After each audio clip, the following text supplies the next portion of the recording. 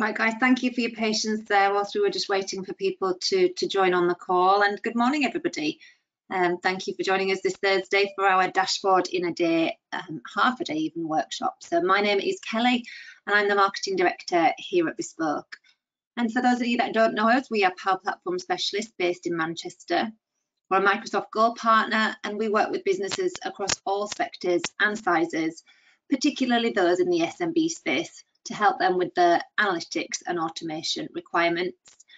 So we've held a few of these sessions with Ingram now, and the purpose of them is to help you as partners better understand the Power Platform, how it works, how businesses can gain value from it, and subsequently leave you with a better idea as to how you might be able to incorporate it within your service offering.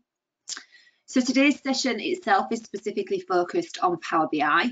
And the aim is for you to leave having successfully built your very own Power BI dashboard. So you should have received an email from Ingram detailing what you needed to have set up in preparation for today's session. If you haven't done that or you've experienced any issues, honestly, don't worry. The session has been recorded and will be available on demand.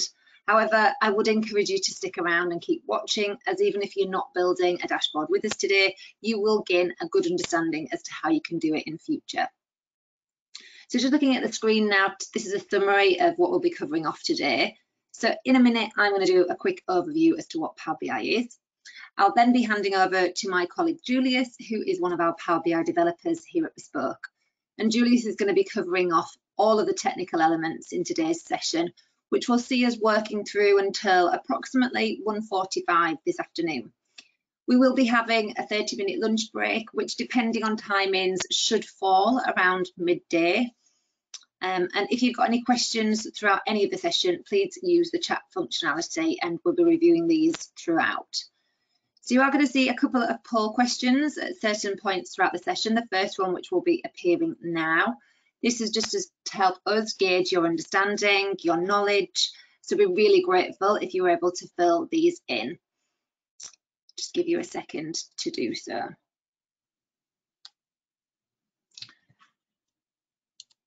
Cool. So just moving on to then what exactly Power BI is.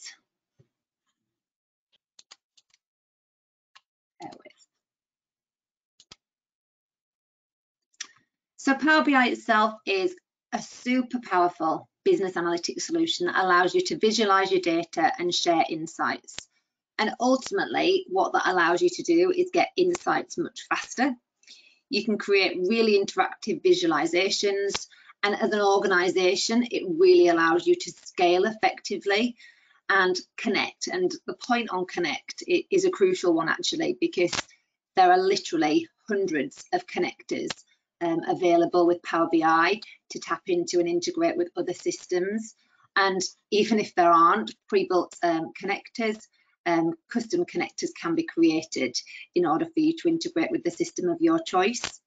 Now, Power BI itself has been around for quite some time, and some people liken it to Excel on steroids. Think of it how you will. Honestly, I think from personal experience, having come and worked within businesses which were uber reliant on Excel spreadsheets, Power BI is the next logical step for businesses to go to make more of their data, to make it meaningful. The amount of businesses that are super reliant on Excel spreadsheets is unbelievable. And it only takes one person to have put an error in a hidden cell somewhere for the calculations to stop working, or it may well be that there's a really important company report which one person is responsible for. If that person's off sick or whatever, it's not uncommon to see things grind to a halt, all down to having over-reliance on one person. So by kind of moving your business insights and analytics to something such as Power BI, or indeed your clients doing that, like I say, it's much more secure.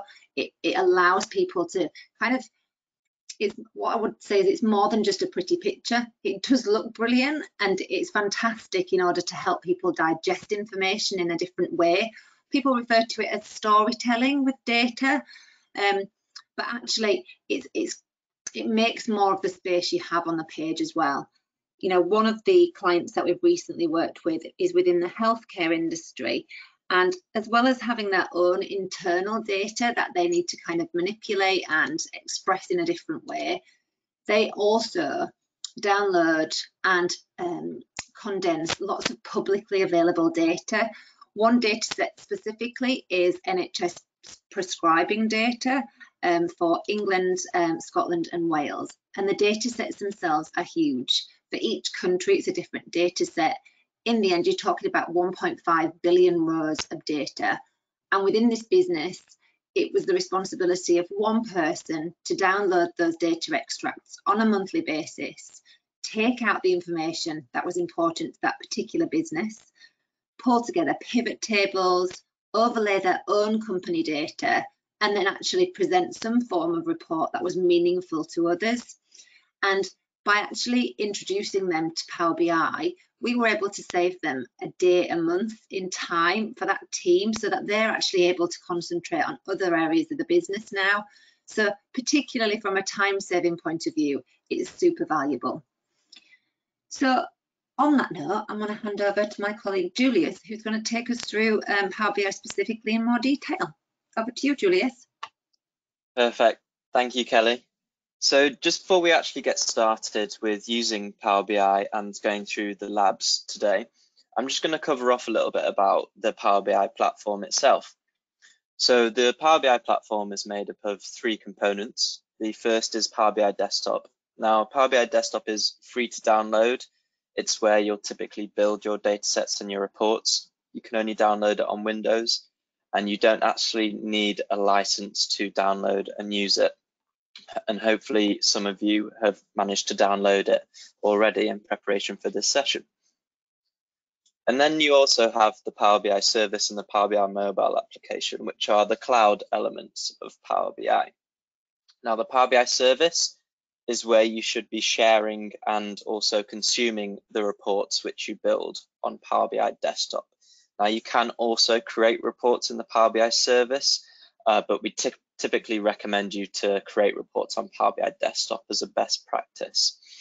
And the Power BI service works on the default web browsers such as Chrome, Safari, Edge and Firefox.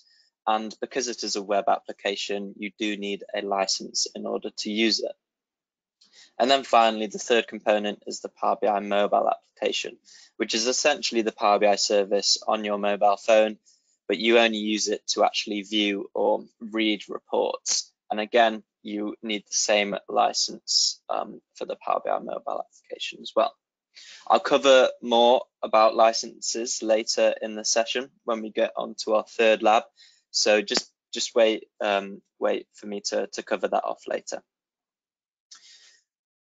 So in terms of how those different components fit together, this is kind of the flow of your reports. And this is what you should do every single time you build a Power BI report.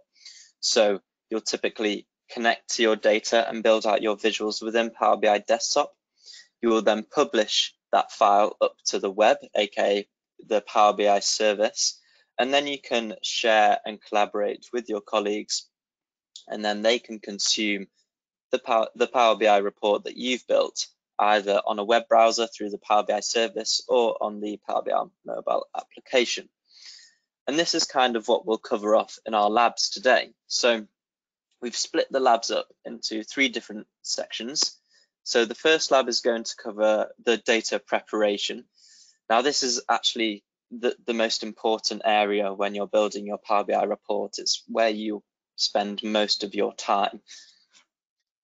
Then you've got the second lab, which is visualizing that data. So we're going to actually build some charts and add some design elements to that report.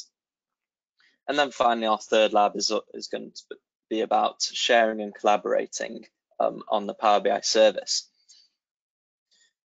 So in terms of the content that we're covering in each lab, in the first one, we're going to connect to our data source.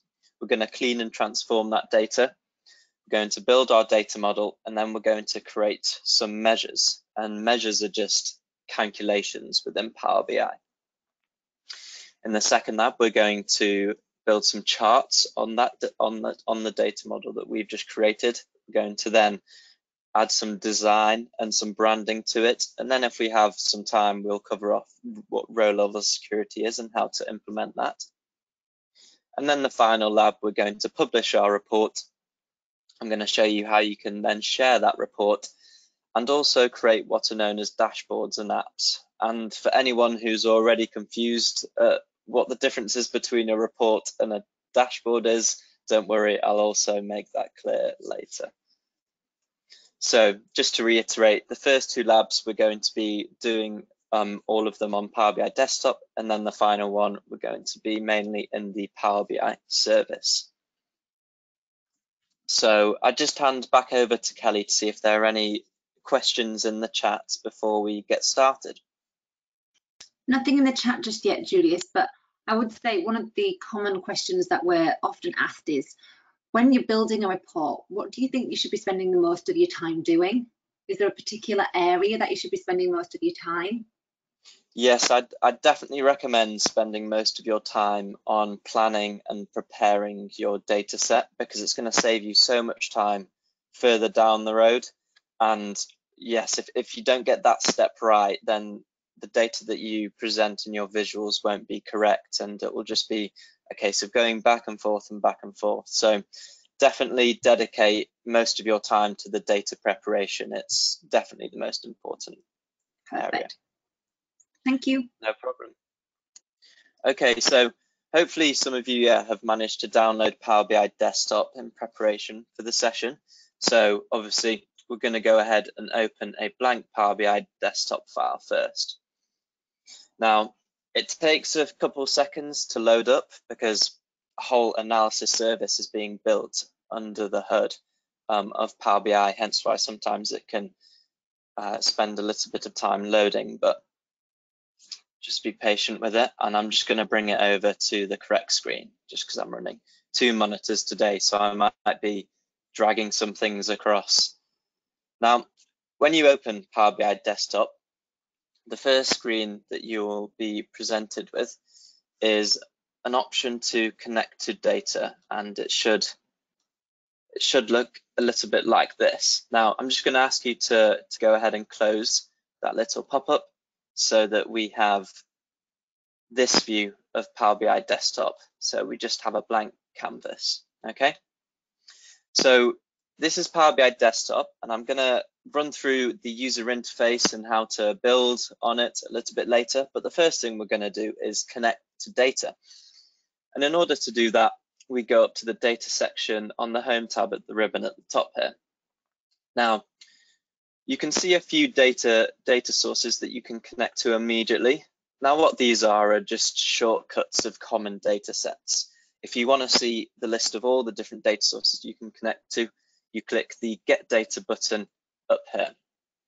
Now, as Kelly said earlier, there are hundreds of pre-built connectors within Power BI, so it's going to be a long list that's presented to you once Power BI brings it up. Now, obviously, we have our Excel workbooks, our CSVs, SharePoint folders. You look further down and you have a look through this list, there's SQL, there's web, there's Google Analytics, your typical data sources. And yeah, just to reiterate, if your data source doesn't exist on this list, there are options to connect to that data. You can get a developer to build a custom connector for you. Or you could leverage any API capabilities of your data source as well. So don't worry if your data source is not on the list. Now, today we're going to be connecting to a public data set, which has been developed by Our World and Data, and it covers off CO2 emissions. And I have the file open just to show you if you have not had a chance to look at it. And essentially what it is it just details the CO2 emissions by country over a yearly time period, and I think it goes from all the way back from 1750 to 2020, so it's quite a big data set. Now, the data set that we'll be connecting to is the CSV file, which you've been provided with. And what I'm going to do is I'm going to show you how to connect to that CSV file locally first, and then I'm also going to show you how to connect to it on Sharepoint. And the reason why I'm going to show you both is because there is quite a big difference between connecting to the file locally or connecting to the file on Sharepoint. When you connect to the file on Sharepoint, you connect to it, well, the file is stored within the cloud or on the web. So when you're refreshing that report within the Power BI service, the refresh runs really smoothly because it can actually access the file. However, if you are connected to your files locally, once the report is in the cloud, it can't actually find that Excel file or that CSV file because it's stored on your local computer. What you actually would need to do is download what's known as a gateway, but I'm not going to get into that today. It goes beyond this session. So essentially, if you have the file stored on Sharepoint, you will be able to refresh easily once it's in the Power BI service. Whereas if you have the file stored locally, it will be a bit more difficult to refresh in the service. So that's why I've detailed that information within the prerequisites and why I'm going to show you both ways also. So the first way is I'm going to connect to the files locally. So for those users who don't have Sharepoint, you'll want to follow me on in this section, okay? So the file that we want to connect to is the Our World in Data CO2 data CSV, okay? And we're going to obviously select the text/CSV connector that's here in order to connect. So I'm going to select that connector and click connect. And then on our Windows Explorer, you're going to want to go ahead and find that CSV file wherever you've stored it on your local computer. And then you're just going to select it and open it. Now, just before you do that, just make sure that you actually have the CSV file closed because it will error when trying to connect locally if that file is open on your computer. So you're going to select the file and you're going to click open. Now what Power BI is going to do is it's going to connect to that file and it's going to actually detect that it's a CSV, put it in a format for you to read in a table, and it's also going to give us a preview of that data set. Now the preview is really useful because it tells us whether or not we need to do any transformations or changes to the data before we actually begin creating charts and analyzing the data, okay? So there are lots of columns within this data set, and don't worry, we're not going to be using all of them. And it's really good practice to remove any columns you don't use because it takes up extra space within your data model as well. So if you look at the bottom here, we have a few options. We have load. What load will do is load will basically extract all of that data into your Power BI file, and you'll be able to create charts using all of the columns that are available within your data set. Or you can go ahead and transform data. And we're going to go ahead and click transform data because we're going to remove some of the columns within that CSV before we actually load it into our Power BI desktop file. So we're going to go ahead and click transform data. And what that's going to do is that's going to open up what's known as the Power Query Editor. Now, in a second, I'll tell you all about the Power Query Editor, but just before we do that, I'm just going to show you how to now connect to that file if you have it stored on Sharepoint instead. So for any users connecting locally, leave the window as it is for now and just follow along as I connect via Sharepoint. So I'm just going to minimize the Power Query Editor, and now we're going to connect to the file via Sharepoint instead. So again, we go up to the Get Data option. Power BI is going to present us with the list of the few hundred connectors that are available to us. And this time, we're going to connect to the Sharepoint folder. If you can't see it, just type it in up here and that'll filter the list for you. And then we can click Connect. Now, before, when we were connecting locally, Power BI just popped up the Windows Explorer and asked us to select the file that we wish to connect to.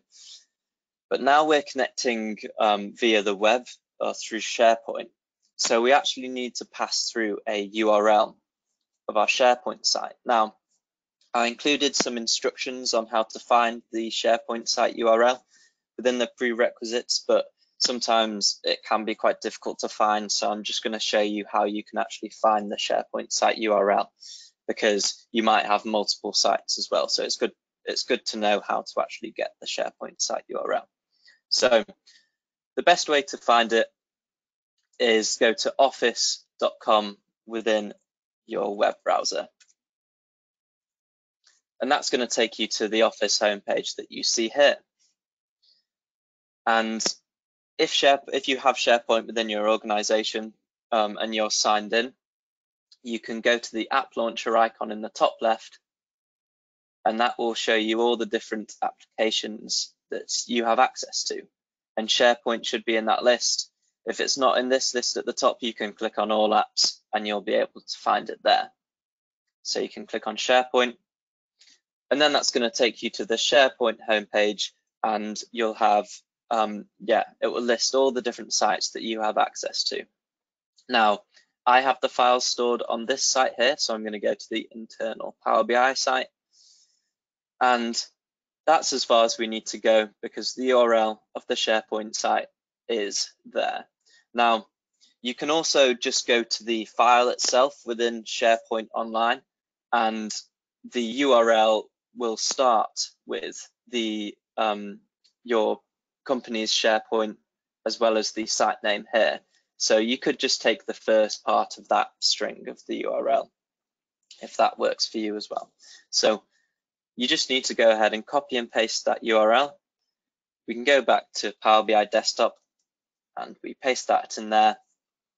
And then again, Power BI is going to try and connect to that. Now, because we're connecting via SharePoint, obviously not everyone has access to it. So it's going to ask you to authenticate and authorize as well. So what we're going to do today is connect via our Microsoft account, as I imagine quite a lot of you have SharePoint through work, so you can connect through your work account. And then you just click sign in, and then that will open up your default web browser, ask you to log in. Just going to log in as myself at the top, and it says sign in is complete.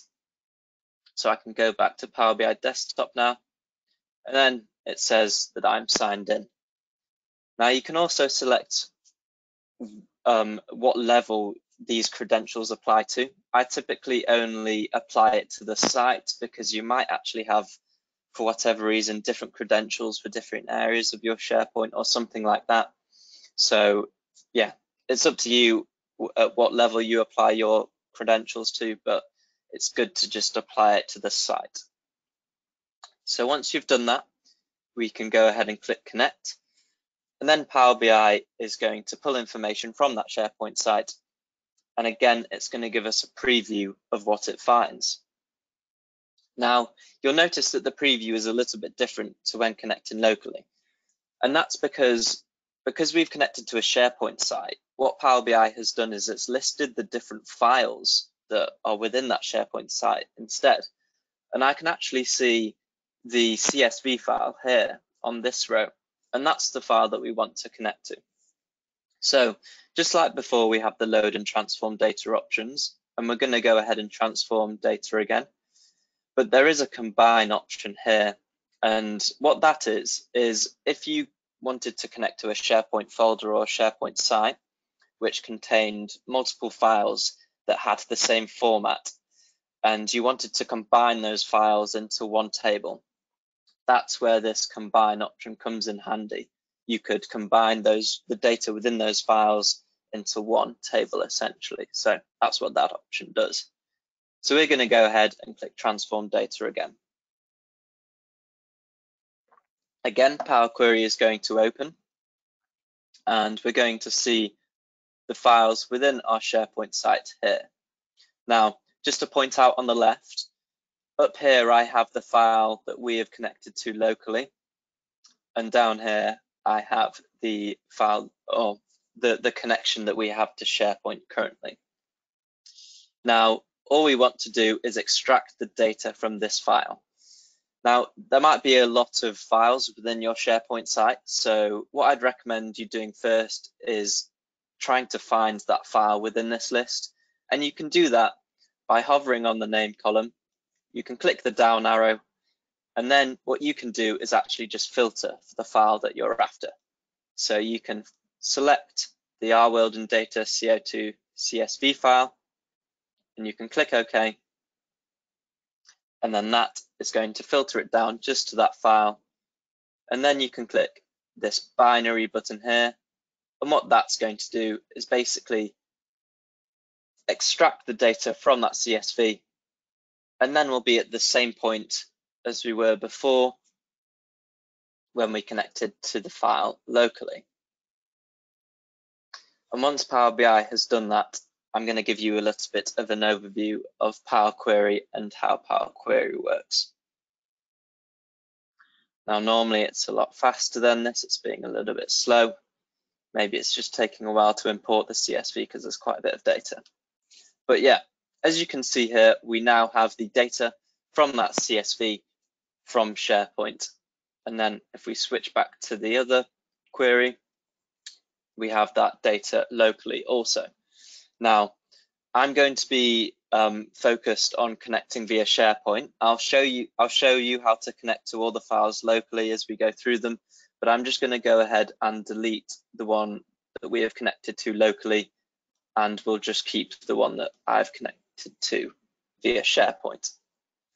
But don't worry, for those connected locally, you can follow on exactly the same, so don't worry. So a bit about Power Query itself. Now, don't worry if you lose me a little bit on this section. This is definitely the most technical part of the session, but I just thought I'd familiarize you guys with it, and you can have a little bit of play around after the session today. So Power Query is essentially a ETL software, and ETL stands for Extract, Transformation, and Load. And by that, I essentially mean with Power Query, you can make a load of transformations and changes to your data, and it won't affect the data actually at the source, okay? It's based on a coding language called M. However, it's a very low code solution. You can basically do everything you want to by using the buttons and the user interface that's been provided for you.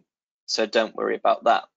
Now, every single time you change your data, what Power Query is going to do is it's actually going to record that step within this applied step on the right hand, within this applied steps panel on the right hand side.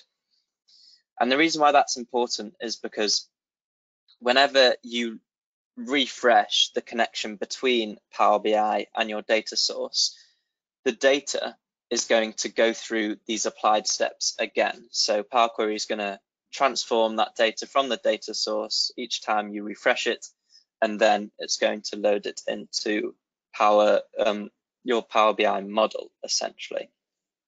Now, just one thing bearing in mind is that there's no Control Z or back button within Power Query.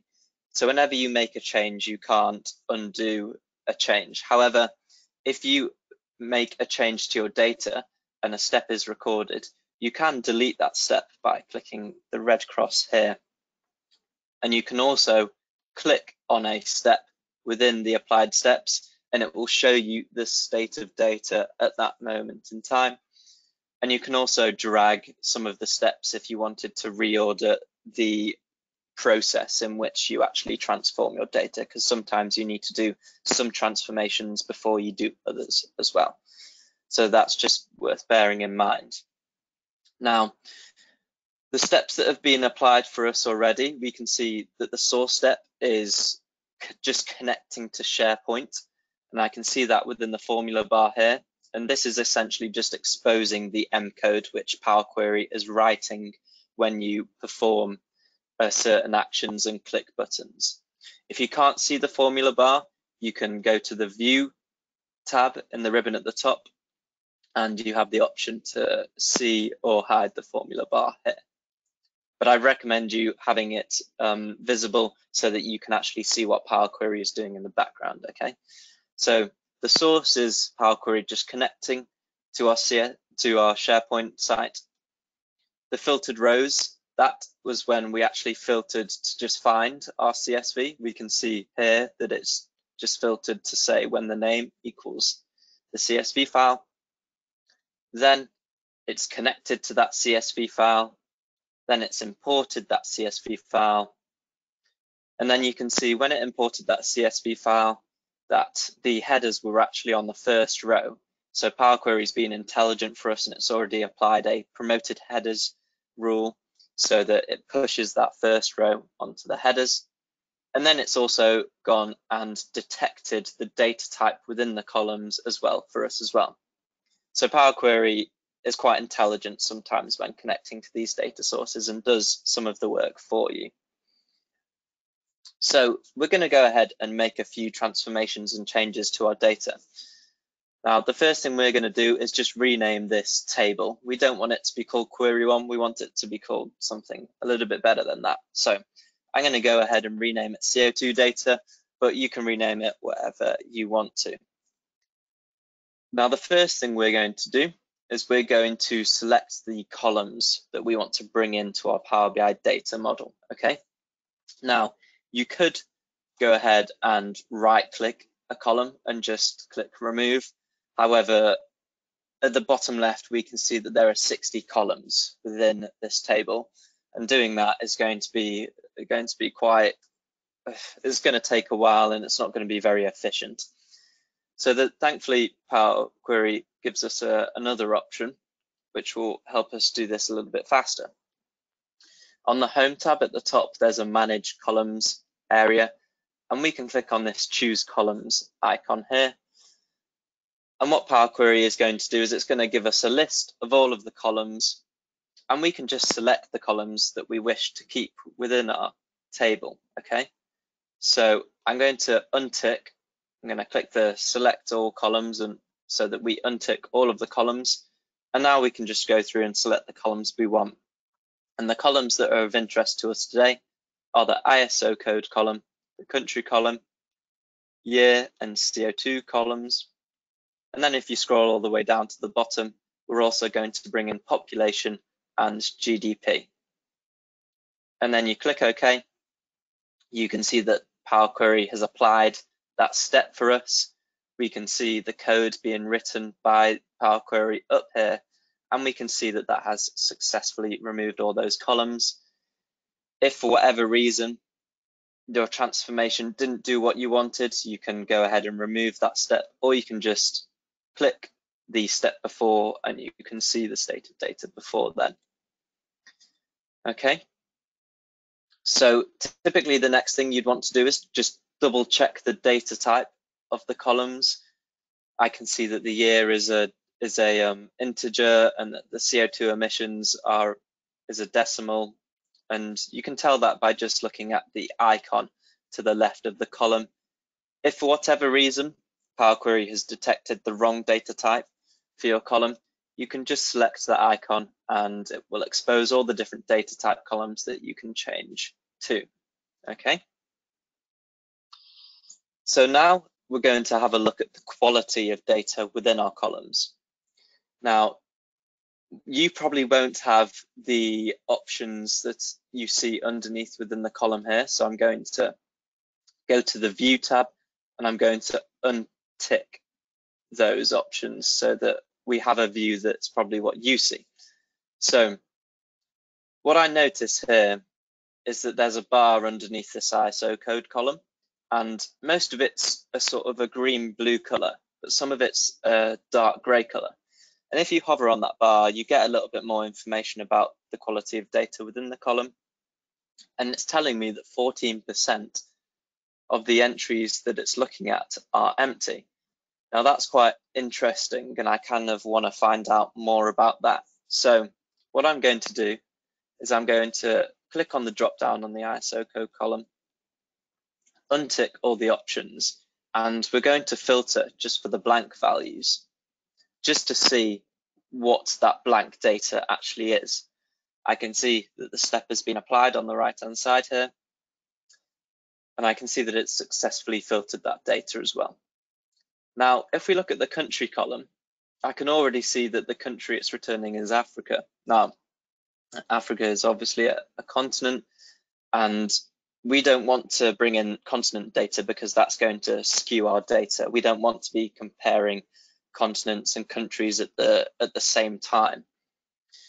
So if we click the drop down on the country column, we can see a few of the values that are within it, and it's not given us all of the values, so we can click load more, and it's going to take a second, and then it's going to give us all the values within the column. So we can see that there are continents and whatnot within that column, whereas we just want actual countries within that column.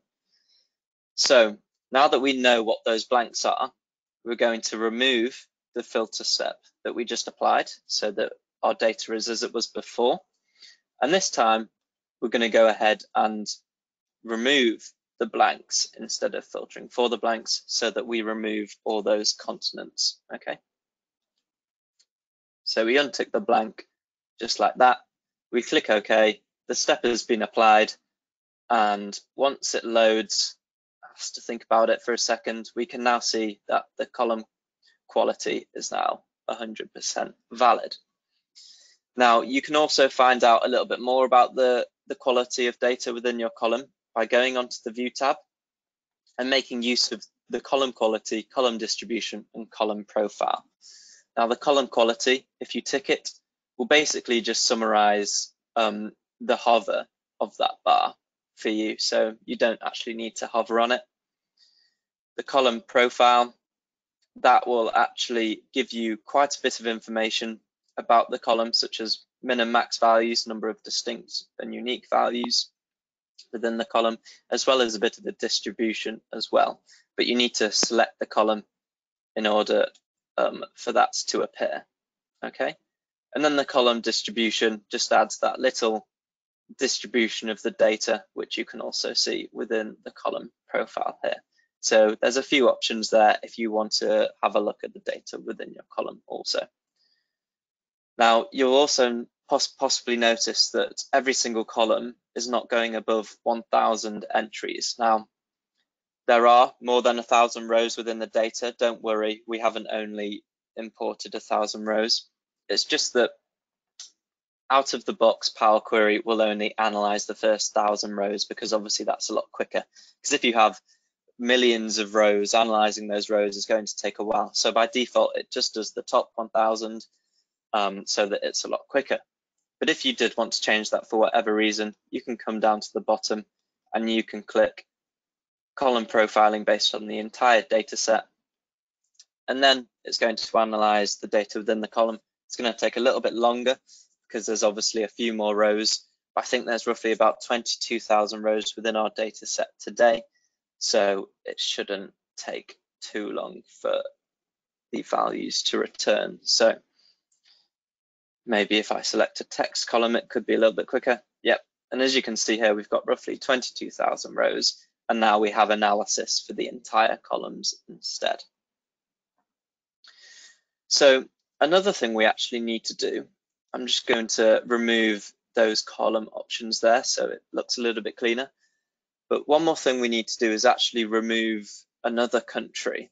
Now, the only reason why I actually know this is because I've connected to this data set before, but there is actually a value for the world within the country column. So we're going to go ahead and click on the drop down.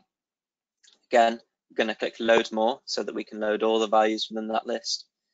And if you scroll down, there is a value for the world, and we obviously want to take that out because, again, that's going to skew our data quite a bit. So we can click OK there.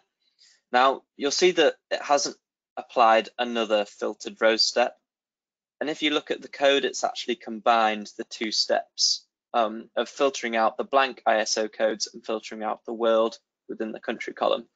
Now, Power Query is doing that because it's going to be a lot more efficient if it's combining actions together like that instead of adding new steps. So that's why it's combined it there. So it's trying to be intelligent and it's trying to do everything as quickly as possible for you as well. Now our data is basically ready for us to load in and analyze. However, we just want to clean it up a little bit more. So we're going to go ahead and rename some of these columns. We're going to give them, we're going to capitalize some of the words and things like that. Now, you could just right click and rename the column, but it's a bit quicker if you just double click a column, and then that will allow you to rename the column just like this. And as you can see, a renamed column step has been applied, and you can see here the original column name, the new column name for both of the columns that I've renamed. And just like before, Power Query is grouping these transformations into a single step to save a little bit of time and make it more efficient. Now our data is actually ready to be loaded into our Power BI model. But just before we do that, I'm just going to cover off a few more of the things that you might want to think about doing with Power Query, just to give you an idea of what it can do. Okay, so you can add columns, you can transform columns within Power Query. So if you go to the Add Column tab within the ribbon, you can add custom columns. And what custom columns are, they just allow you to write a calculation or like an if statement or something like that. And you can give the column a name and you can type in the calculation here. Now, the language that you'll have to type here is a language called M.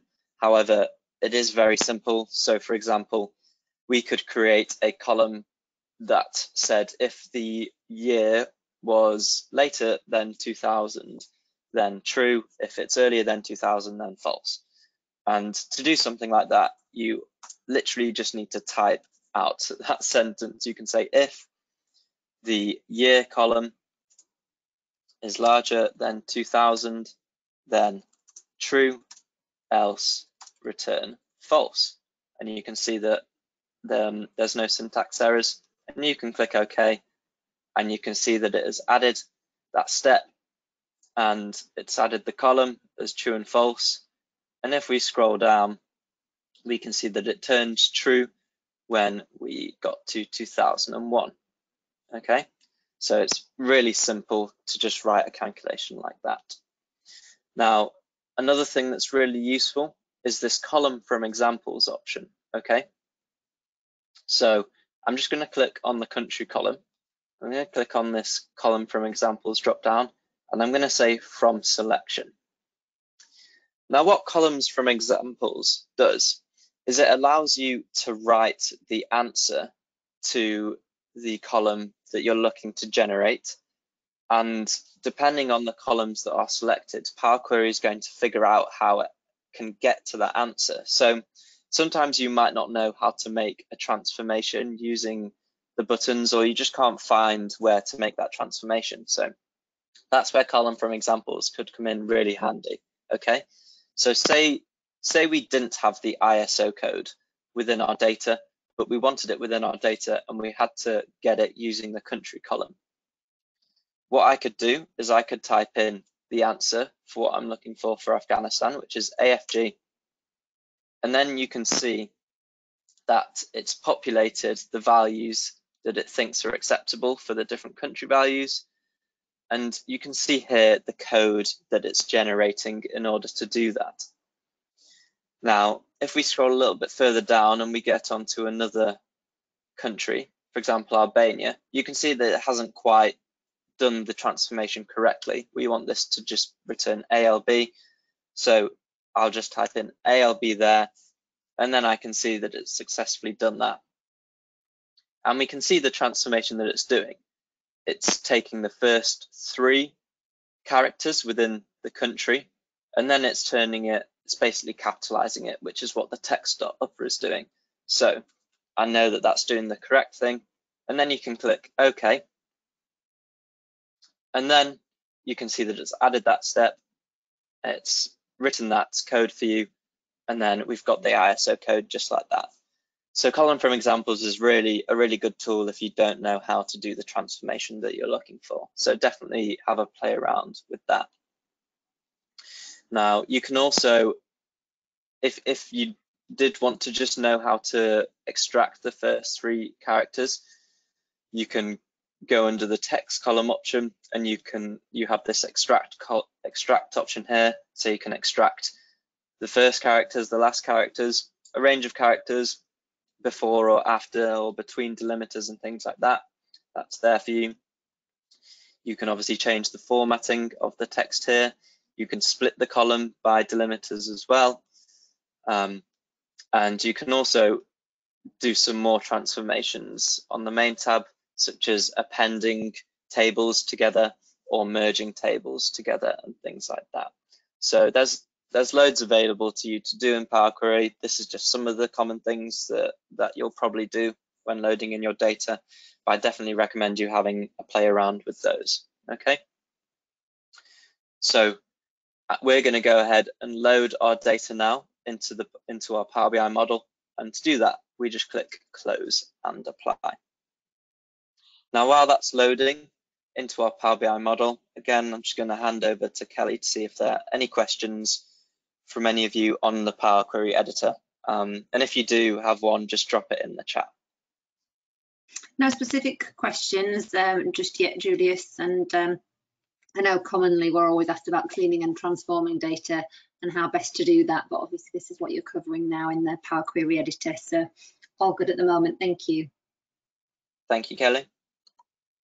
So Power BI is just loading our data into our model at the minute, and depending on the size of your data within that table, so the number of rows, the number of columns, even the data types and things can have an effect on that. Obviously, that is going to determine how long it takes for that data to be loaded in. You can see the row count going up there for us. We can see all of our rows have loaded. It's successfully loaded it in. And then on the fields pane on the right hand side, we can see that table. And if you click the drop down, you can see all the different fields within that table as well. Now, just before we actually get on to building any graphs or charts, I'm just gonna point your attention to the 3 options here on the right hand side. So currently we're in what is known as the report view, which is where you will actually create your visuals. So you can see that by just hovering on that where it says report. If you go to the one below, you have what's known as the data view. And what that does is it just allows you to actually see the data within the tables that you have loaded into your Power BI model here. And this is really useful because you can actually filter the data here without it affecting what is shown within your charts on the report view. And so if you have something within your report view which isn't showing the data that you expect, you can go into your data view and you can actually filter that data down and see why it's returning certain values. So it's quite a useful tool to interrogate your data. And then finally, you have the data model view, which is just a little canvas or diagram area of the different tables within your model and the different connections between them. Now, we're going to load in another file actually, and we're going to create a connection between the 2 tables. Now, what I'm going to do is I'm just going to head back over to our PowerPoint and just go through something called a star schema with you, which is a little bit of data modeling theory. Now, star schemas are a best practice when building a data model in Power BI. So I definitely recommend you having a little bit of a read about it. There's plenty of Microsoft documentation and YouTube videos available out there for you. But essentially, a star schema is made up of a fact table and a bunch of dimension tables. Now, a fact table is where you'll store your values essentially. So our fact table here would be our CO2 emissions, our values for those, okay? And an example here are like sales orders and stock balances and things like that. Whereas our dimension tables are what we want to kind of slice and dice that data by. So a dimension table for the model that we're building today could be our countries or possibly continents if you wanted to group those countries into continents and things like that.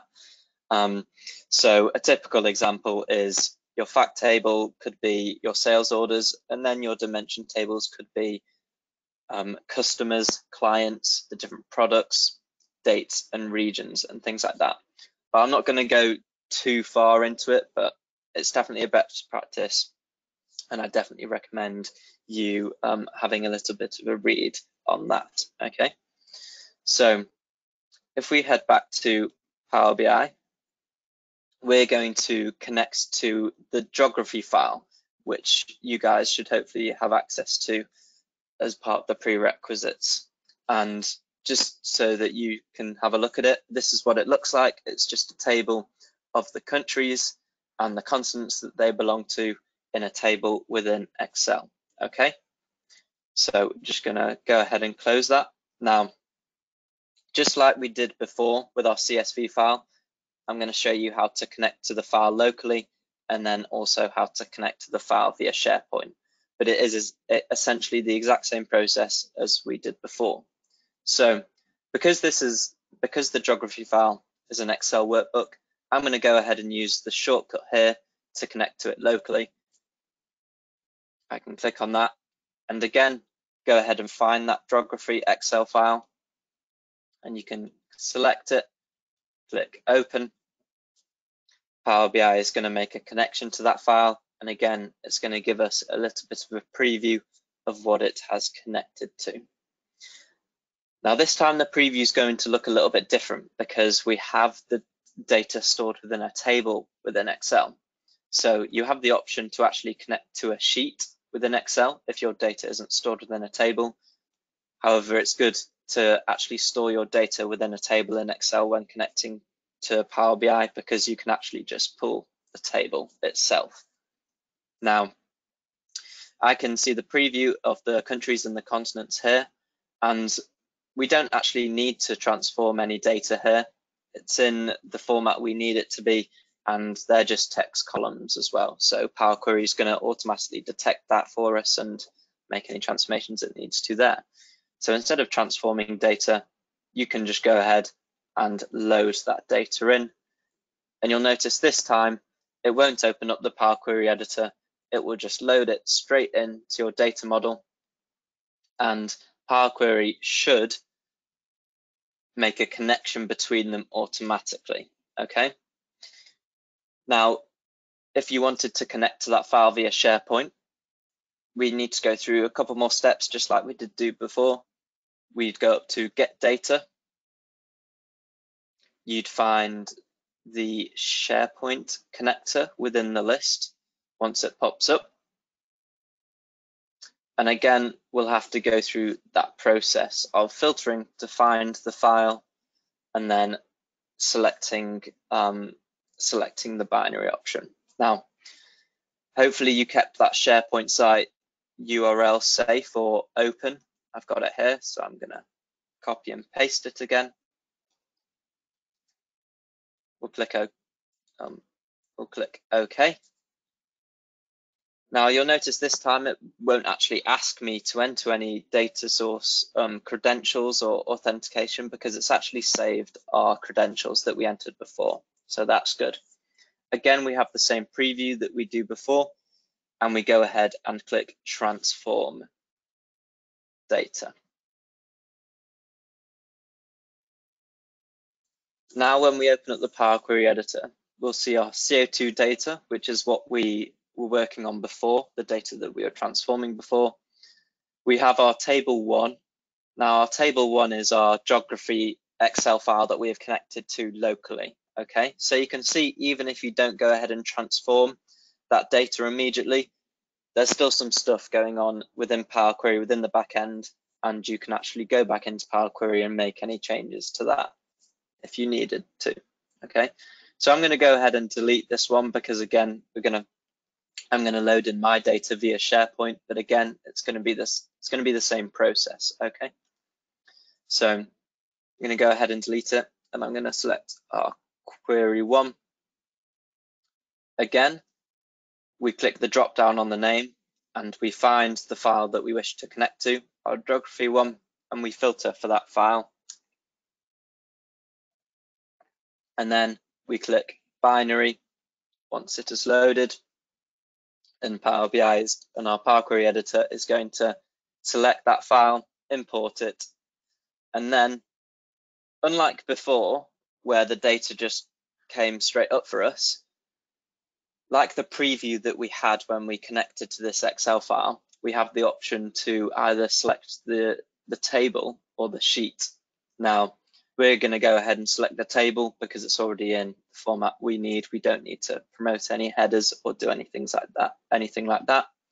So we can click table on table 1 there, and the Power Query editor is going to extract that data. Now, the data types are correct. The columns are called exactly what we want them to be. I can see the column quality is good as well. So we don't need to make any transformations there. And I'm going to rename the query to geography. Again, you can rename it to whatever you like, but this is what it will appear as within your Power BI model. And then we hit close and apply again. And what we should see is our table 1 disappears because we have now deleted that, and our geography table should essentially replace it, and it should also create a connection between the 2 tables. And as you can see, that's happened successfully. Now, when I was talking about star schemas before, this is where this connection is relevant, okay? So you might not have had a connection built when you loaded in your data. So I'm going to go ahead and delete that relationship and show you how to create the relationship in case you don't have a relationship. In order to create the relationship, you can just go ahead and drag the columns you wish to connect to. So I want to connect the country column within the geography file to the country column within the CO2 data file. And then Power Query is going to build that connection, and it's going to detect what type of relationship it is. So I can see that this is a one-to-many relationship here. And the reason why it's a one-to-many relationship is because within our geography table, we have a single row for each country, whereas within our CO2 data, we have multiple rows for each country because we have multiple years of CO2 data, hence why there's a one-to-many relationship. Now, there's also an arrow in the middle here, and what this arrow is telling us is basically telling us about what's known as the filter direction. So when we're on our Power BI report and let's say we have a filter for our country or our continent, essentially what this arrow is determining is that data from this geography table can filter data from this CO2 table. However, data from this CO2 table cannot filter back up to this geography table, if that makes sense. So that's what this arrow is telling us, okay? So just coming back to our report view here, I'm just going to go through a little bit of the actual user interface on Power BI desktop, okay? So the first things we're going to go through are the fields and the visualizations panes on the right-hand side. So the fields pane is where all your queries or tables will show up, as well as all the different columns and fields within those. And you can just expand and collapse them using the arrows here. Our visualizations pane, this is where we can actually build visuals, and we can also change any properties within the visuals. So you can see little icons here for all the visuals that you can build. You can also hover on them to see what they're called, if perhaps you're unsure about what the icon does. So for example, you could create a line chart by just clicking the line chart there. And you can see that's added a blank line chart here. And you can also see that within the visualizations pane, all of these different properties within the visual have opened up. Now, Power BI is a drag and drop experience. So what you can do is drag and drop the different fields within the fields pane into the different sort of buckets and categories here, and that will help build your visual. So say, for example, we could build a visual with the year going along the x-axis. So we drop year into the x-axis, and then we could drop our CO2 column within to the y-axis. And then you can see, just like that, we have built our first chart of our CO2 emissions over time. So that's how you build your visuals. And you can also change the chart type. So if you had this chart selected, and you can see that currently that this is a line chart, but perhaps you wanted to view this as a stacked column or a bar chart instead, you could click that and it will change that chart type for you immediately. So that's quite useful as well. On the format your visual option on the visualization pane, this exposes all the different sort of design elements of the visual. So your X and Y axis properties. Under general, you have options to change the title of the chart, the backgrounds and the borders of the visual and things like that. So this just exposes all the different sort of design properties of the chart. So you can have a little look at all of those and have a play around with them as well. And then on the analytics, this allows you to add trend lines, forecasts, anomaly detections, minimum, maximum lines, constant lines possibly, and things like that, because that will help just kind of like get a little bit more out of your data. You can turn on the forecasts and trend line options quite easily. And if you expand them, you also have an option to change lots of the different properties which determine how the forecast works. So for example, the forecast length, the seasonality. So perhaps you had a chart that was month on month, so your seasonality might want to be 12 points because there are 12 months in a year or something like that. And you can also change the formatting of the forecast line, such as the colors and the area shading as well. So those are some useful features there. Now, we also have what's known as the filters pane here, and this allows you to actually apply filters to the data that is presented within your charts, or maybe even on the entire page or on the entire report as well. So filter on all pages. And in order to do that, you can just click the drop down and you could say, oh, I only want to view years which are less than, or we could maybe say greater than 2000, and you can apply that filter and you can see that it's loading and it's applied that filter to my visual there. And then you can remove that by hovering on it and clicking erase there. Okay, but I'm just going to collapse that pane so that we have a little bit more space on our report canvas for now. So that's the fields and visualizations pane. Now going to cover the ribbon along the top. So we've gone through the data section on the home tab. Now the queries section on the home tab is quite important. So if for whatever reason you've made transformations within Power Query, but it's not quite done exactly what you wanted, you can reopen Power Query by clicking the transform data option here. So if I click it, it brings up Power Query again, and then I can apply any transformations or remove any transformations that I've made.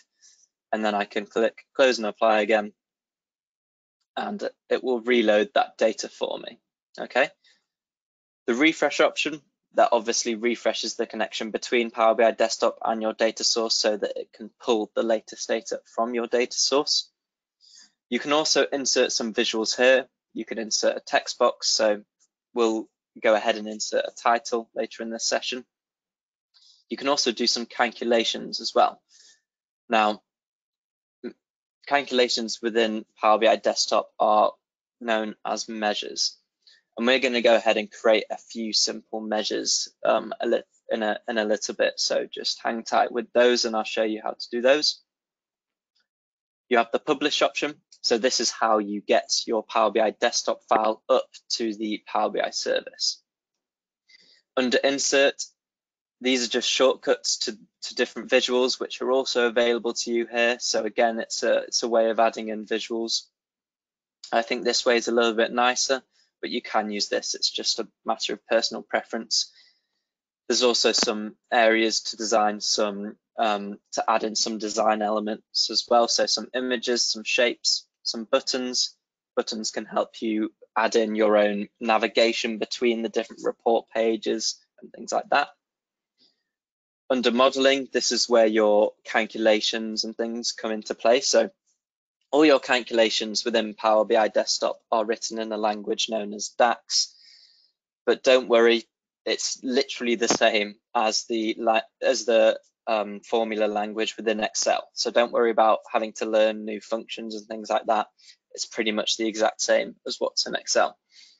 So you have your measures, just like we did do before, but you can also enter new, you can also create new columns using calculations as well. Now, you might be a little bit confused as to what the difference between a measure and a calculated column is based on that. So a calculated column, when you add it into your data, it essentially will add on a column to your table, and it will store that column as data within your data model. Okay, whereas a measure technically isn't stored within your table or your data model.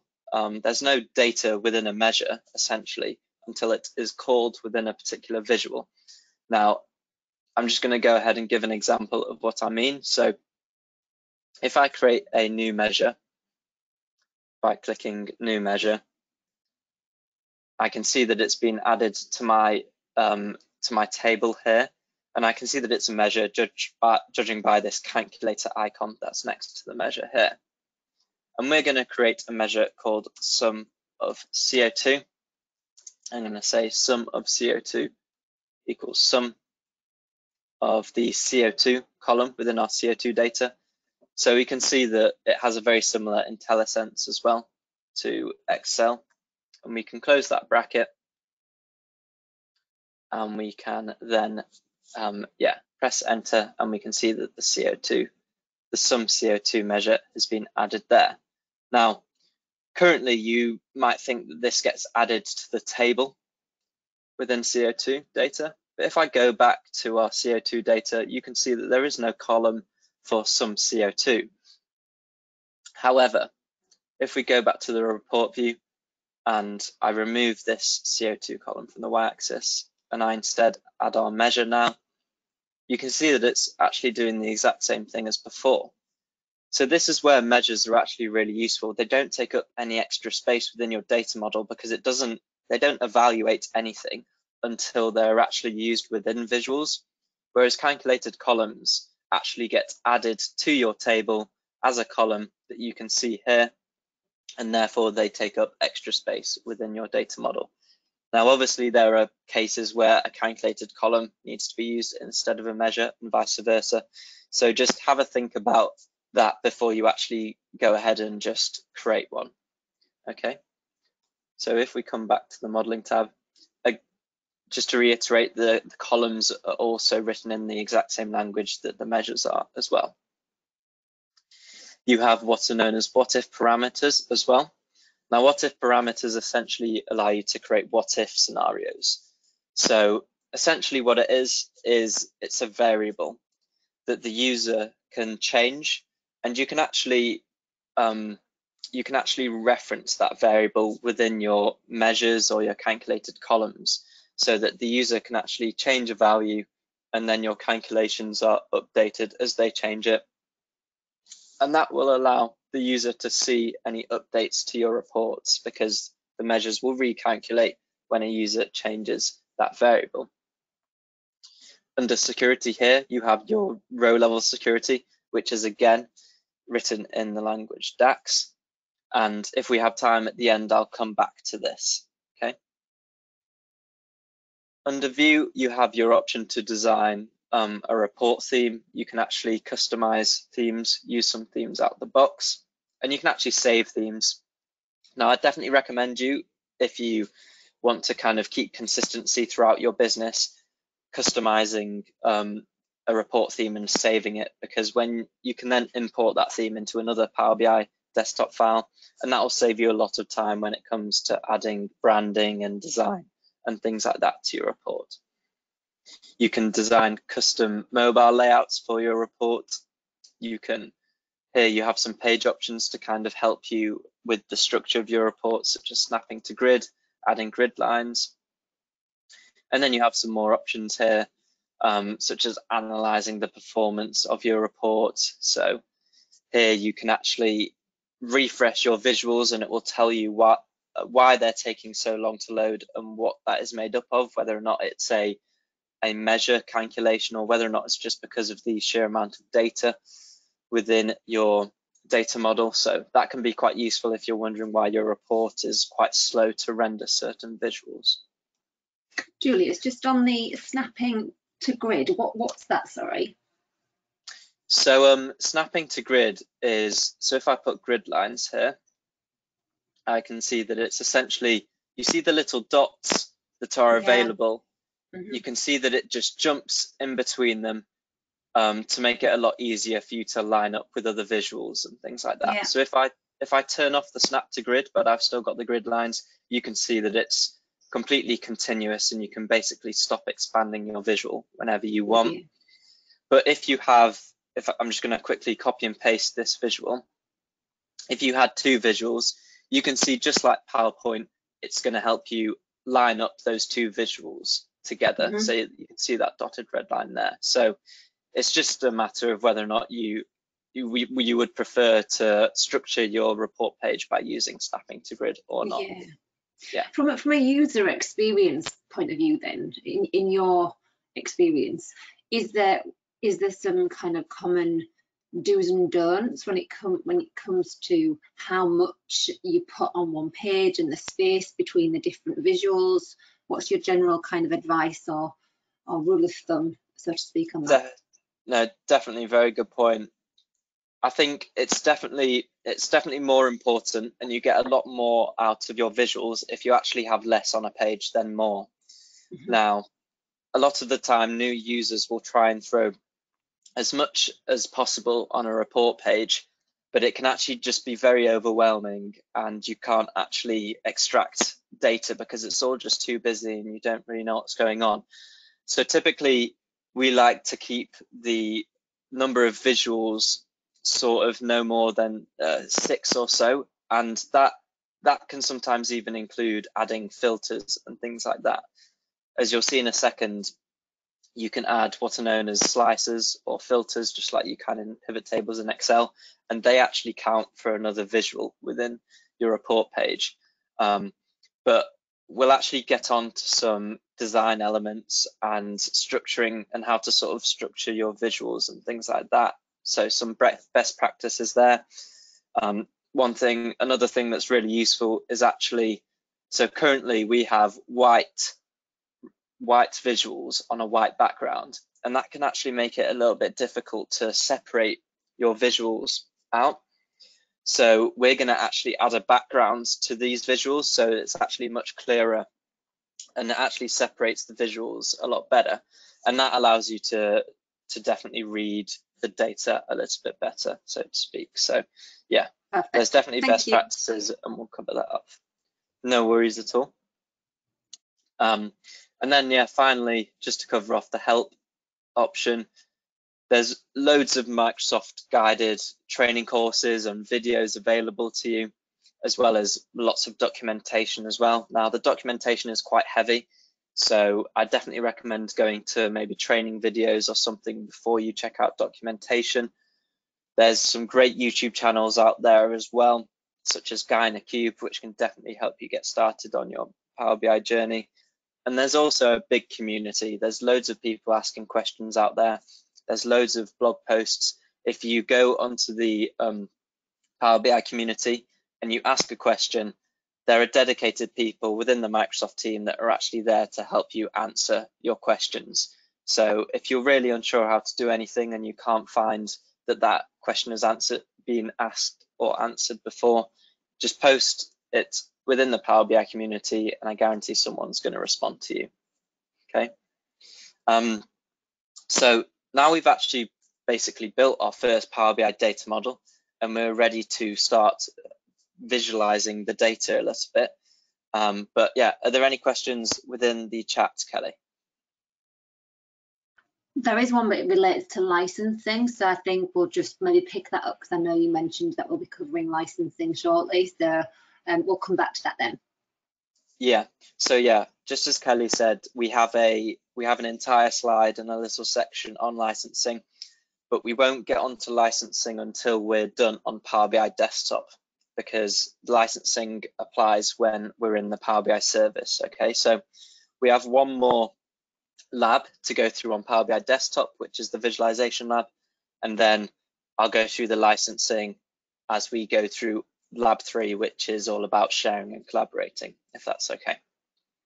So just coming back to our PowerPoint, we're just going to cover off some visualization techniques almost that will help you design your Power BI report. So the first thing that I think is really important is plan your Power BI report. Don't just go ahead and build it. Think about where you want certain visuals to be, whether or not you draw it out on a piece of paper or create some wireframes on PowerPoint. Again, personal preference, but definitely plan your Power BI report, and maybe even take into consideration a page navigation element or a banner at the top where the slices or the filters can be for your users. So it might be a little bit small on your screen, but you can see all 3 reports here have a banner at the top where they have their title, and they also have drop downs or slices there, and they also have a slightly darker background so that it helps the visuals stand out. And there's also I think on just this one, there's a little page navigation on the left hand side here, so buttons to give a more app-like experience and use to the user, which can really help them get the most out of the Power BI report that you build. Now, backgrounds and things like this, I typically do them within PowerPoint, because the PowerPoint canvas is actually the same size as your Power BI canvas, at least out of the box. You can obviously change the sizes of both if you wish, but out of the box they're the same size, so it's good to actually design backgrounds on PowerPoint. And then you can essentially just select that PowerPoint page and you can save it as an image and then import it into your Power BI desktop file. Now, I actually have a PowerPoint background that I've prepared for you, and you should have received that as part of the prerequisites. And you should just have that saved on your local computer for you to access. So that's the first thing we're actually going to do when visualizing our data. So if we come back to our Power BI report, I'm just going to delete these so that we have a clean Power BI canvas. Now, if you just come to the visualizations pane and you click on Format Your Report page and you expand the canvas background option, you can select an image to add to your canvas background. So I'm going to click that, and then just go ahead and find the Power BI report background, which you guys should hopefully have as part of the prerequisites on your local computer. And you can select that and click Open. Now, obviously you can't see anything right now, so you might be wondering why that is. And it's because the transparency is at 100%. So let's just drop that down to 0%. And you can see that it's getting a little bit closer, but the image fit still isn't quite right. We're just going to change that to fit our page. And you can see now we have a lovely, nice, clean background added to our Power BI report page. Now, some of you might be wondering why I have added the image as a sort of canvas background there, instead of maybe going onto the Insert tab and adding in an image. If you add in that background this way, by clicking Image and then clicking Power BI Report, you can see that it gets added, and you can expand it just like we did before, and we can make it fit the page. However, adding it as an image like this actually allows the user to select it, and it will also mean you'll need to play around with the order of the images order of the visuals and the images. So what's in front of that image and what's behind it. So like the arrangement and the order there. Whereas if you just add the image as a background, the user can't select it, and you also don't need to worry about arranging your items and putting them forwards or backwards and things like that. So I'd recommend you adding it as a canvas background rather than as an image. Okay. So we're going to go ahead and start adding some visualizations to our report. So the first thing we're going to do is add a title to our report. So we're going to go to the Insert tab on the ribbon at the top. I'm going to click Text Box. And what we're going to call our report, or you don't have to call it this, you can call it what you want, but I'm going to call it Dashboard in half, not half a day. Okay. And I'm just going to size it a little bit bigger. Let's make it size 18. Let's make it to go bold instead. Let's expand it a little bit. And I'm also going to change the color of it. Let's change it to a sort of a dark purpley color, like that. Okay. You can go ahead and resize it a little bit. I like to kind of put it within the center of the banner at the top. And then we've added that banner into the background so that we have a little bit of space for our slices and things like that. And you could also go ahead and remove the background if you wanted to, and you can do that by clicking on the text box, and then under Effects, you have the option to turn the background on and off. You might want to add a border or something, or maybe even a shadow. It depends on how you're sort of wanting to design and structure your report. But for now, we don't need any background, border, or shadow. Okay. So now we're going to focus on the sort of gray area here, because this is where we're actually going to add our visualizations. Now, a key sort of visual to start off with are actually what's known as card visuals, which are just visuals which present a number, and just a number, to the user itself. And that's quite good because it gives the user a little bit of an overview of the data before getting really stuck into like visuals and a breakdown of the data. So if you click the card visual, it should add a blank card there for you. And there's only one option or one field to enter because it's just a single value card. And so one of the things that we could do is we could just look at the total CO2 emissions, and then we can see that that number has just been presented to us like that. Now, one of the things I actually forgot to mention earlier is you might be wondering, what does 1.65 million mean in terms of CO2 emissions? So the file that we are analyzing, the CO2 emissions are measured in million tons. And if you're wondering where I got that from, that is just on the data source information for the Our World and Data set. And if any of you wanted a little bit more information on that, I can drop a URL into the chat for you later. Okay. Now, currently the size of this text is very big, so I'm going to change that by going to the Visualizations pane, clicking Format, your visual, and then expanding the callout value option, and then it's size 45, whereas I'm going to change it to 25, so it's a bit more bearable, and I'm going to make it a little bit smaller on the left-hand side here. Now, we're going to go ahead and add in one more card. And to sort of speed up that process, you can actually just copy and paste that card visual, and you can drag it below. And this time we want the average CO2 to be added into this card visual. Now, you can actually get the average CO2 by using the CO2 column. So for example, I could drag the CO2 column onto the fields pane. It will replace the sum CO2 measure that was there before. But because this is a numeric column, okay, and I can tell that by the summation sign that is to the left of it, And if you actually right-click this column within the fields pane, you can see that it automatically sums any sort of summation columns. But you actually also have the option to change this to an average. So I could click average CO2 there, and then you can just see that that's applied it there. But it's not best practice to do that, because you could drag and drop a summation column into a visual and just completely forget about whether or not you're viewing a sum or an average. So typically we recommend that you actually create a measure depending on what you want to do, hence why we have made a sum of the CO2 measure there.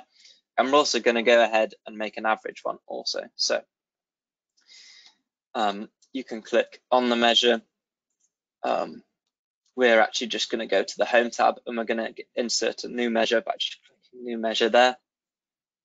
And again, it's going to add a blank measure for you there into that table. I'm going to call it average CO2, and we're going to say that it equals the average. And you can see the IntelliSense is working there for us, and it's just a simple average function. And we're going to type in CO2, and we're going to select that CO2 column there.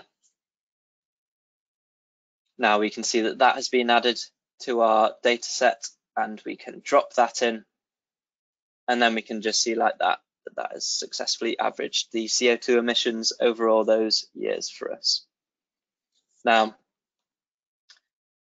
that we've sort of created our sort of card visuals, which summarize some of the data within our data model, we might want to actually start looking at visualizing it a little bit more. Now, Power BI is quite intelligent when using the drag and drop experience.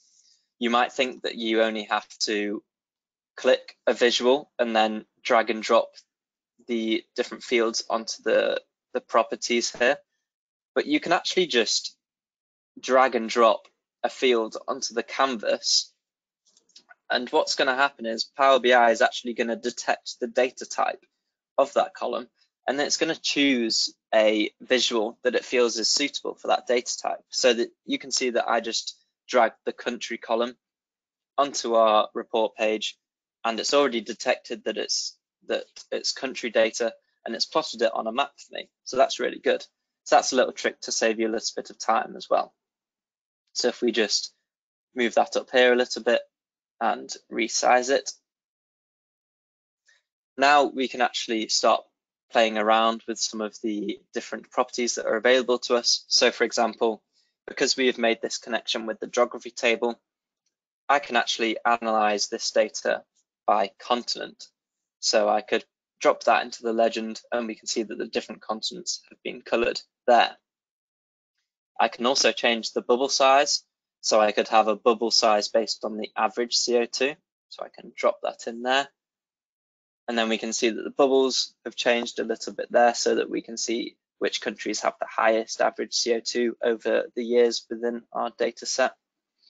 And then you can also play around with something like tooltips as well. Now, what tooltips are is when you hover on a bubble, or say like a bar within a column chart, it will present you with the data that's actually being plotted. And so you might want to also see something like the total CO2 for that country when you hover on it. So I could drop the sum CO2 onto the tooltips, and then when I hover, you can see that it's actually telling me both the average and the sum of the CO2 for China within Asia there. So tooltips are quite a useful property for you if you want to get a little bit more out of your data as well. So we're going to continue adding some visuals. So I'm going to click a stacked column chart here, and I'm going to expand this out a little bit. I'm going to put our years along the x-axis. We're going to put our sum of CO2 along the y-axis. And now again, we're going to split those bars up by continent, so that we can see which continent has the sort of greatest portion of CO2 emissions for a certain year. So I'm just going to move that a little bit to the right as well. We can continue creating our visuals. I'm going to create a horizontal bar chart of the average CO2 by country as well. So if we add that, when you add the visual as well, Power BI is going to try and size it to what it sees fit as well, or it's going to try and basically make use of the space that's blank or available to it. Now, this time, because it's a horizontal bar chart, we want the country along the y-axis, and we can have the average CO2 along the x-axis. And you can also see that it's ranked them. So the country with the highest average CO2 emissions comes first as well. So this is essentially like our little leaderboard of average CO2 emissions by country.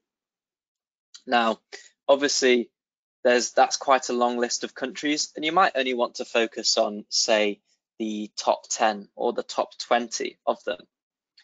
Now, a useful trick to do that is you can expand the filters pane on the right-hand side here, and you can actually apply a top N filter to the country itself.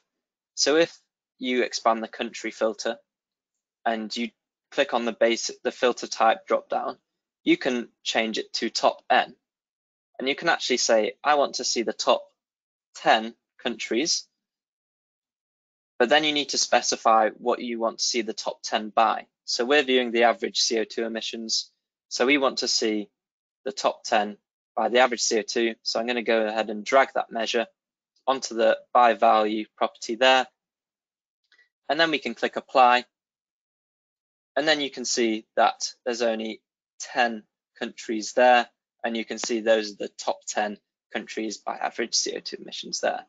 And you can also play around with top and bottom, and you can change it to 5 or 20 or whatever you want to do really quickly like that. So that's a useful little filter there. Just going to go ahead and collapse that, and we're going to go ahead and build a matrix. So we're going to look at some more tabular data. Okay, so in order to add a matrix, there's two options here. So you have a table or you have a matrix. Now a matrix is quite useful because it allows you to, I imagine most of you are probably quite familiar with the matrix within Power BI, but you can essentially create hierarchies, and you can expand and collapse categories and things like that. So we're going to create a matrix based on the continent and the country. So if I click on the matrix, it adds it there for me. I'm just going to go ahead and resize it and align it with my other visuals. And we're going to go ahead and drop the continent onto the rows first. And then also we're going to drop the countries onto the rows as well. So you can see here that the countries haven't been added automatically, but you can see that that next to the continent there's an expand icon. So if you click that expand icon, you can then see all the countries within that continent. Now, obviously going through and clicking the expand and collapse takes a bit of time. So you can actually make use of these arrows at the top here instead. So going through what they are from right to left, the one on the right essentially allows you to drill down or expand going from continent to country. So if I click that, it will essentially just expand all of the continents out for me and show all of the countries underneath them. And then on the top left is the up arrow, so we can go back up to that continent level. So that splits out the continents into their countries, and then drilling up takes us back to the continent level. Now the one with just the two down arrows basically goes straight to the countries. It essentially removes the continent and just goes straight to the countries. So if I click that, you can see it just presents me with a list of the countries with no reference to what continent they're in either. So that might be useful as well. And again, we can just drill back up by clicking the drill up icon. And then finally, this one. So when you click this one, it doesn't do anything automatically within the visual, but it basically turns a property on. And what that property is it allows you to click on a particular continent and that will just go straight into that continent and remove all the other ones. So if I click Africa, I can actually see that all of the data within the report has been filtered for Africa, and the only data within the continent, within this matrix, sorry, is countries related to Africa. So that can be quite a useful tool if you use it correctly. And then again, we can drill up to go back to the state of data we were at before, and it will unfilter the rest of the visuals. And I'm just going to turn that property off also. Okay, so that's how those arrows work and the different hierarchies work for a matrix. Now, the next thing we probably want to do is add some values to our matrix, so some KPIs. Now, one thing that might also be useful to us here is perhaps the population. Okay, so we have the population column within our data set, but again, we're going to go ahead and create a new measure, which you can do from the Home tab. Click New Measure. And we're going to go ahead and create a measure which sums the populations. So we'll call it sum population once it loads. And just like before, we choose the sum function and we pass through the population column and we click close, or we close off the bracket, sorry. And we can see that's been added there. And then I can drop that into our values bucket or property on the visualizations pane, because we have the matrix selected here. And then we can see the total populations there, and we can expand out to see the populations within the individual countries. Now, obviously, it's a little bit too big at the minute, so I'm going to go ahead and actually just reduce the size of the column there. Then we can expand back up just like that.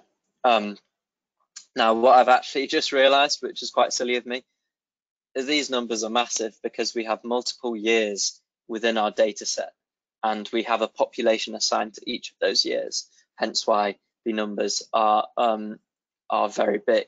So that's actually quite a good thing that I've realized that as I've done that calculation. So what we're going to do is actually, instead, we're going to remove that sum population, and instead we're actually going to look at the CO2 per capita. So we're going to combine the total CO2 emissions with the populations. Okay, so I'm going to go ahead and remove it from the visual by clicking there.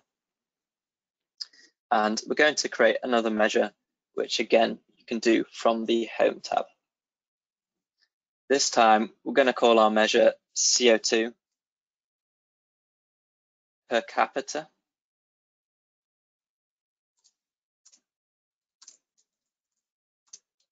And this time, what we can actually do is we can reference our other measures within this measure.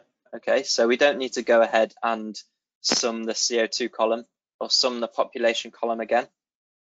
Instead, we can just reference them by typing in what they're called, and you can see that they're there. And what we want to do is do the sum of the CO2 divided by the sum of the population. Now, you can just divide by doing the sort of / there, but there is actually a divide function within Power BI, and I'd recommend you making the most of that. So we can actually just say divide, and then it just says enter the numerator, then enter the denominator, and then there's also an alternate result, and that basically allows you to almost error handle, because obviously if the denominator is 0, then obviously that's going to return a kind of math error. So if that happens, we can just say return 0 instead. So that's quite useful there. Now, one thing as well I'm going to do is, because the CO2 emissions is are measured in million tons, I'm going to actually just multiply this by 1 million so that we just have it in tons instead. And so I can just do that like that. And so now once it's finished working on it, I can drop that into our values area on our matrix.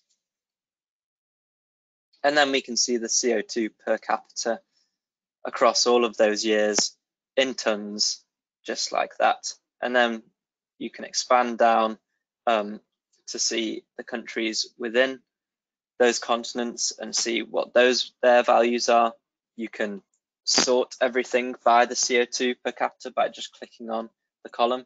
So we can see that North America is the continent with the highest CO2 per capita, and these are actually the countries within North America that have the highest CO2 per capita. So that's quite useful there.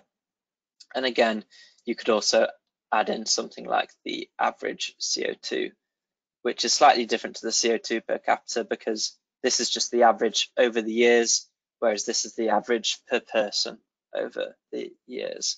So that's quite useful there. So I'm just going to reduce the size of these columns a little bit so that we can fit this matrix to align with the map above, just like that. And then we're just going to create one more visual in order to kind of finish off the visual aspects of our report. And that's going to be a line chart. So we can add the line chart here. You can see that Power BI has automatically aligned it with the rest of the visuals because it kind of knows how I'm structuring the report. So that's quite useful. We can drag and drop the year onto the x-axis, and then maybe let's plot the average CO2 emissions on the y-axis. And then if we're feeling a little bit fancy, we could also add in some analysis to it. So perhaps a trend line of the average CO2.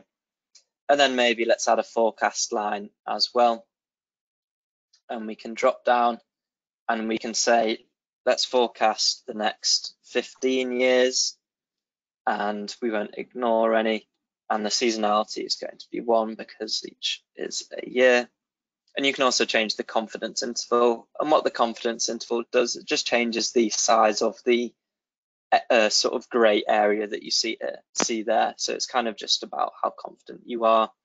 And we can click apply and you can see that it's extended that forecast out as well.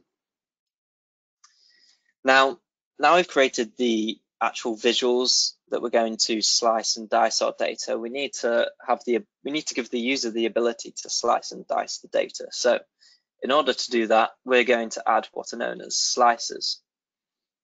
So if you click on the slicer visual, which is this one here with the little filter icon at the bottom right, you'll then again only have one bucket to add in fields to. So the first thing we might want to filter our data by is continent. So we can drag and drop our continent there, and we can see that a list of continents have been provided to us. So if you are to click on one, you can see that it filters the rest of the data for you automatically. It's very quick as well, which is really good.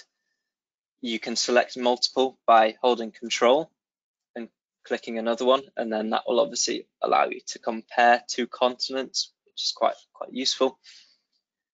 But you can actually help improve the user experience here a little bit because not every user will know to hold Control and select multiple of them. And you also might want a select all option to select all continents at once. So in order to do that, you can go to the Format Your Visual option when you have that slicer selected. And then under Slicer Settings, just before we do that, also turn on the search option as well, because that allows the user to type in and search for options. So that's really useful. But under Selection, you can say, I want to select all option. So you can see that's been added there. And I'm going to remove this multi-select with Control. And that way I can just, without selecting Control, I can just tick which ones I want to see or not see. And then I can select all of them by just clicking there.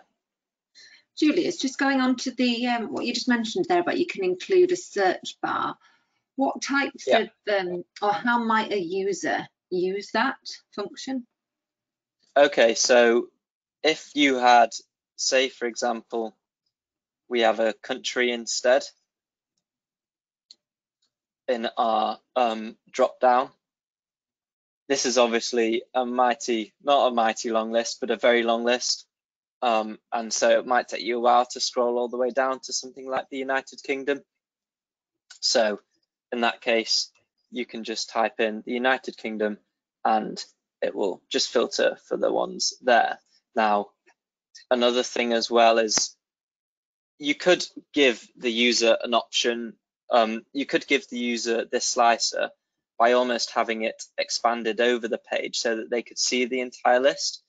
But what we like to do, or what's a good practice within Power BI, is at the top right, if you click that little drop down arrow, currently this is presented as a list, but you might actually want to present it as a drop down instead. And this will take up a lot less space within your report canvas. And so when you click the drop down there, again, you can see that there's only a few options visible, and scrolling down is just going to take a while. But you can see that the search option's been exposed to me there. So I can then type in one and then select a particular country. Perfect. Does that answer your question, Kelly? It does. You know, it's just interesting to know the different ways in which you can use the functionality. It's great. Thank you. No problem at all. So now that we've actually turned our slicer into a drop down, again, I'm just going to select all of the countries and I'm going to move it to the top so that we can make use of the banner at the top. Now, we could go ahead and essentially go through that process again, clicking the slicer, going onto the format option to add in the search bar and things like that.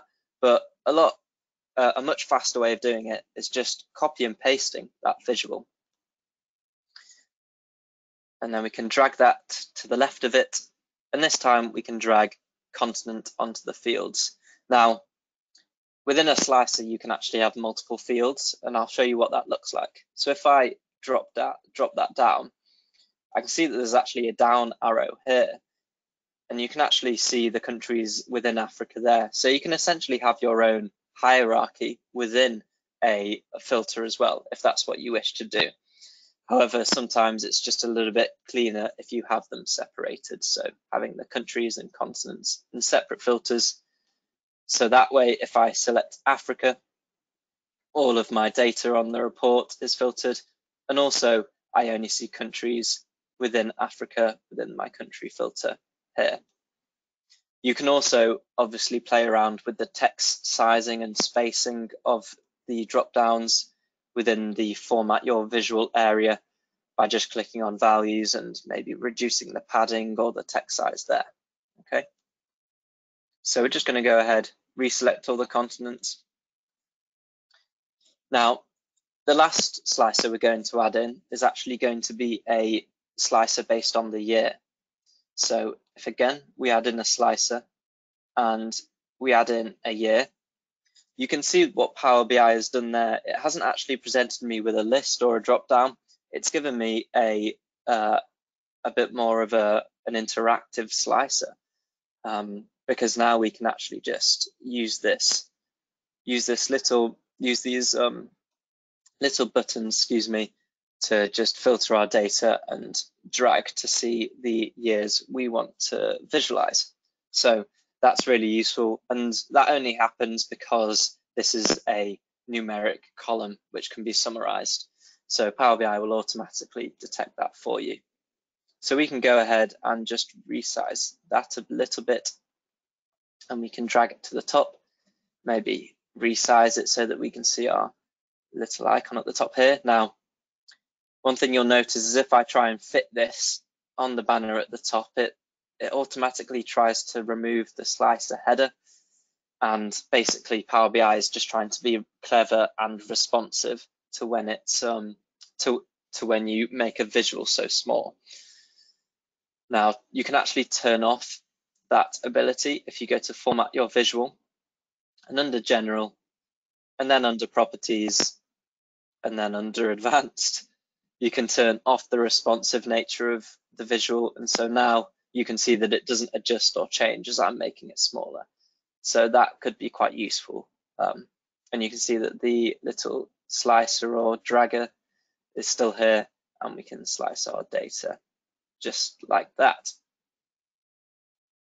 So now we are basically ready to publish our report. You might want to add in some, obviously all the default coloring and things like this, it comes from Microsoft or Power BI itself. You might want to change some of that. You could select individual visuals and again click on the format option, and under, for example, columns, you could change them automatically. However, it takes a bit of time to go through and do that with the different visuals. So the best practice for that is if you come under the view option on the ribbon at the top, the best option is to add in a custom theme. Now, a theme that is quite useful and quite nice is the executive one. It just sort of cleans everything up a little bit more. And you can see there that as I've applied it, all the colors throughout all of the charts have changed, and it looks a little bit more professional as well. Now, if you did, say for example, have a custom theme, sorry, just clicked on the wrong button there. You can create a custom theme by customizing a current theme and then saving that theme. But we actually have a custom theme here at Bespoke. So I'm just going to show you how that would work. So this is one that I've created earlier. And if I click open, I can then see all of our bespoke branding colors have been added to the report. So that's really useful if you want to keep everything consistent and good from sort of a branding perspective there. But I'm just going to change it back to the executive theme because that's the one that you guys will probably choose. If it actually lets me select the theme without sort of crashing. There we go. So now we're actually ready to publish our Power BI report to the Power BI service. But before we do that, we're going to have a 30-minute break or so for lunch. And also, yeah, if there are any questions in the chat, I can answer those before we head off for some lunch as well. Thanks, Julius. There's a couple of questions just relating, like I say, to licenses. I think as you're going to go through more things, it kind of makes people question in what capacity can you use this, what licenses do you have to have. So I believe, guys, that a lot of that will be covered off when Julius comes to that section. Thank you, Kelly. So just to recap what we have done so far, we've connected to our data both locally and on Sharepoint. We've transformed that data using Power Query. We've built out our data model by essentially starting what is a star schema, a bit of data modeling theory. We've then gone and created some measures or calculation within DAX and built some visuals around those, as well as adding some design elements to the report as well. But just before we actually go ahead and publish what we've done so far, I'm just going to cover some detail around licensing and the Power BI service in general. I know quite a few of you had some questions regarding the licensing, so hopefully this should at least begin to answer some of them. So when it comes to licensing within Power BI, there are two groups of licenses. You have the per user group, which is the first one, which is likely to be more relevant to you users. And within that, we have the free per user license, which is mainly meant for personal use. The only way you can actually share with other users is sharing to the web, which means that it's not secure. You're basically sharing to the public almost. So yeah, there's definitely limitations when it comes to sharing with a free per user license. You then have the pro per user license, which is kind of the standard or common choice of licensing. And essentially what you pay for is the ability to share with other users securely. So you can share with other users who have a pro per user license. So that's very key. You can only share with other users who have a pro per user license. And if you have an Office license ending with the number 5, such as an Office 365 E5 or an educational A5 license, then you'll get some pro per user licenses included within that as well. And then finally, you have the premium per user license, which is essentially the pro. So you can share with people securely. You can share with other pro per user users and premium per user users. But what you pay for on top of Pro is essentially more cloud computing power and space. And you also get access to a bunch of AI features such as sentiment analysis, machine learning models, which can help you with forecasting and predicting.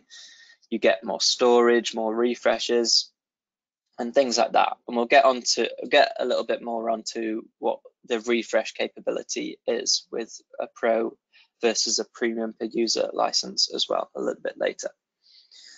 The second group of licensing is the per capacity group. Now this is typically just meant for large organizations because it allows you to share securely with users who have a free per user license, or in some cases no license at all. And this is because if you have, let's say, 500 users, it's a lot easier to manage if you're managing licensing by capacity rather than having 500 per user licenses. And it also becomes more cost effective as well when you start reaching the sort of 500 users mark as well. So were there any specific questions in the chat, Kelly, on licensing that I didn't just cover them? I think you covered it off. I mean, there was a couple of questions, one which related to sharing, which you've just alluded to the fact that you will cover. And the other one, sorry, not sharing, refreshing, the data refresh, which you've just said we'll come on to. And the other one was just around, if you have got a Pro license yourself, are you able to share a report with somebody who's just got the free version? No, you cannot. So that if you go for a per capacity approach, you will have that ability. However, obviously that's a lot more expensive. So it depends on whether or not you feel like it's worth to actually make that jump to per capacity, or you have the number of users to make it worthwhile. But if you are just a Pro per user and you want to share with someone who has a free per user license, that is not something you can do unless backed by some sort of capacity. And wasn't there something about you could share it, but you would have to share it publicly, and obviously there would be a data issue there? Yeah, so we have connected to a public data set today, so you might not have any problem with sharing that report on the web, as in just putting it out there for anyone to see. So so if you perhaps put that on a website or something, then someone without a Power BI license could actually go in and just view that if you're publishing it to web. So yeah. Okay, but obviously it's not very secure in terms. It's obviously, if you're sharing something of a sensitive nature, then you wouldn't necessarily want to do that. But I guess if you wanted to do something for promotional purposes, when the data is not sensitive, then that might be an option. Yeah, exactly that. But fundamentally, within an organisation, what you're saying, if there's reporting within a business and you want to share it between people, then you would all have to have a Pro license, or you would have to look at the capacity model. Yes, exactly that. You'd basically just, what you're paying for with the per user approach is that security. You don't get, in terms of features, between the free per user approach and the Pro per user approach, you have the capabilities to do the same things in terms of like building a report, but what you get with the Pro and what you pay for is just that ability to share securely. Perfect, thank you. No problem. So just before we publish our Power BI file, I'm just going to cover off what the Power BI file is actually made up of. So essentially, when you publish the Power BI file, you are publishing two components. You're publishing the Power BI report, and you're also publishing the Power BI data set. Now, the reason why this is important is because when you publish your Power BI report, because you publish both the data set and the visuals, you expose that data set. So what that means is that you can actually go and open up a blank Power BI desktop file, and you can actually connect to that data set that someone else has already built. So that's why it's useful to know that, because it helps you to create a single source of truth, and also it helps to reduce duplication of efforts, because you don't want to have multiple people creating the same data model, essentially. So that's really helpful. So when you publish, where do you actually publish to as well? So just like in Sharepoint, you have folders. In Power BI, you have workspaces. And if you are a free per user, if you have a free per user license, you can only publish into your own personal workspace. However, if you have a pro, or at least a pro per user license, you also have the ability to publish into what are known as app workspaces. So you also get, with a personal workspace, you can obviously, that contains your data sets and your reports. So that comes from your Power BI file itself. But you can also build what are known as dashboards, which is the next slide. Whereas with an app workspace, you get the data sets, reports, dashboards, but you also get to build an app also. Again, I'll cover this off in the next few slides as well. So Julie, it's just, sorry to interrupt. Oh, actually, forget that. There was just a question about the, it looks like you might be covering this now, but there seems to be a little bit of confusion between what's a report and what's a dashboard. But yeah. I'll go quiet again if you're going to cover that off now. No, that's fine. Yeah, there is a lot of confusion as to what a report is and what a dashboard is. So this session today is called Dashboard in a Day, or Dashboard in Half a Day, which it should actually be called Report in a Day or Report in Half a Day, because for Power BI terminology, what we have just built on Power BI Desktop is a Power BI report, okay? And we will publish that report up to the Power BI service, and we will share that report with other users.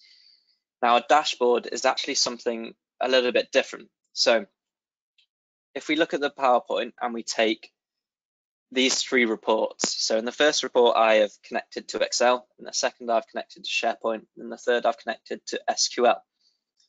If I have an app workspace that I publish those reports into, okay, so we've got our three reports within our app workspace in the Power BI service. I can take elements from each of those reports and put it on a dashboard. Now, by elements, I mean either individual visuals on the report, maybe even a whole page on a report. And essentially what this dashboard is it's a one-pager of key KPIs and visuals, and it helps to kind of tell that story of data almost, if you will. So yeah, a dashboard and a report are slightly different, but a report is essentially where you want to actually be interrogating your data and finding out the detail and the underlying reasons as to why your data is the way it is, whereas a dashboard is kind of just meant for that sort of overview of the different reports, and it's just a single page to tell you those key KPIs and visuals, essentially. That makes sense. Thank you. No problem. So if we continue with that story, we have our three reports within our app workspace and our dashboard, which contains elements from our different reports. We can package everything up within that workspace into what is known as an app. And essentially the app just allows us to put the dashboard and the three reports all in one area. Now, the reason why this is really good is because when you're in the Power BI service, if you want to share content with other users, you can actually do it a few different ways. So you could share a report individually with a user, and that user will get a link that allows them access to that report.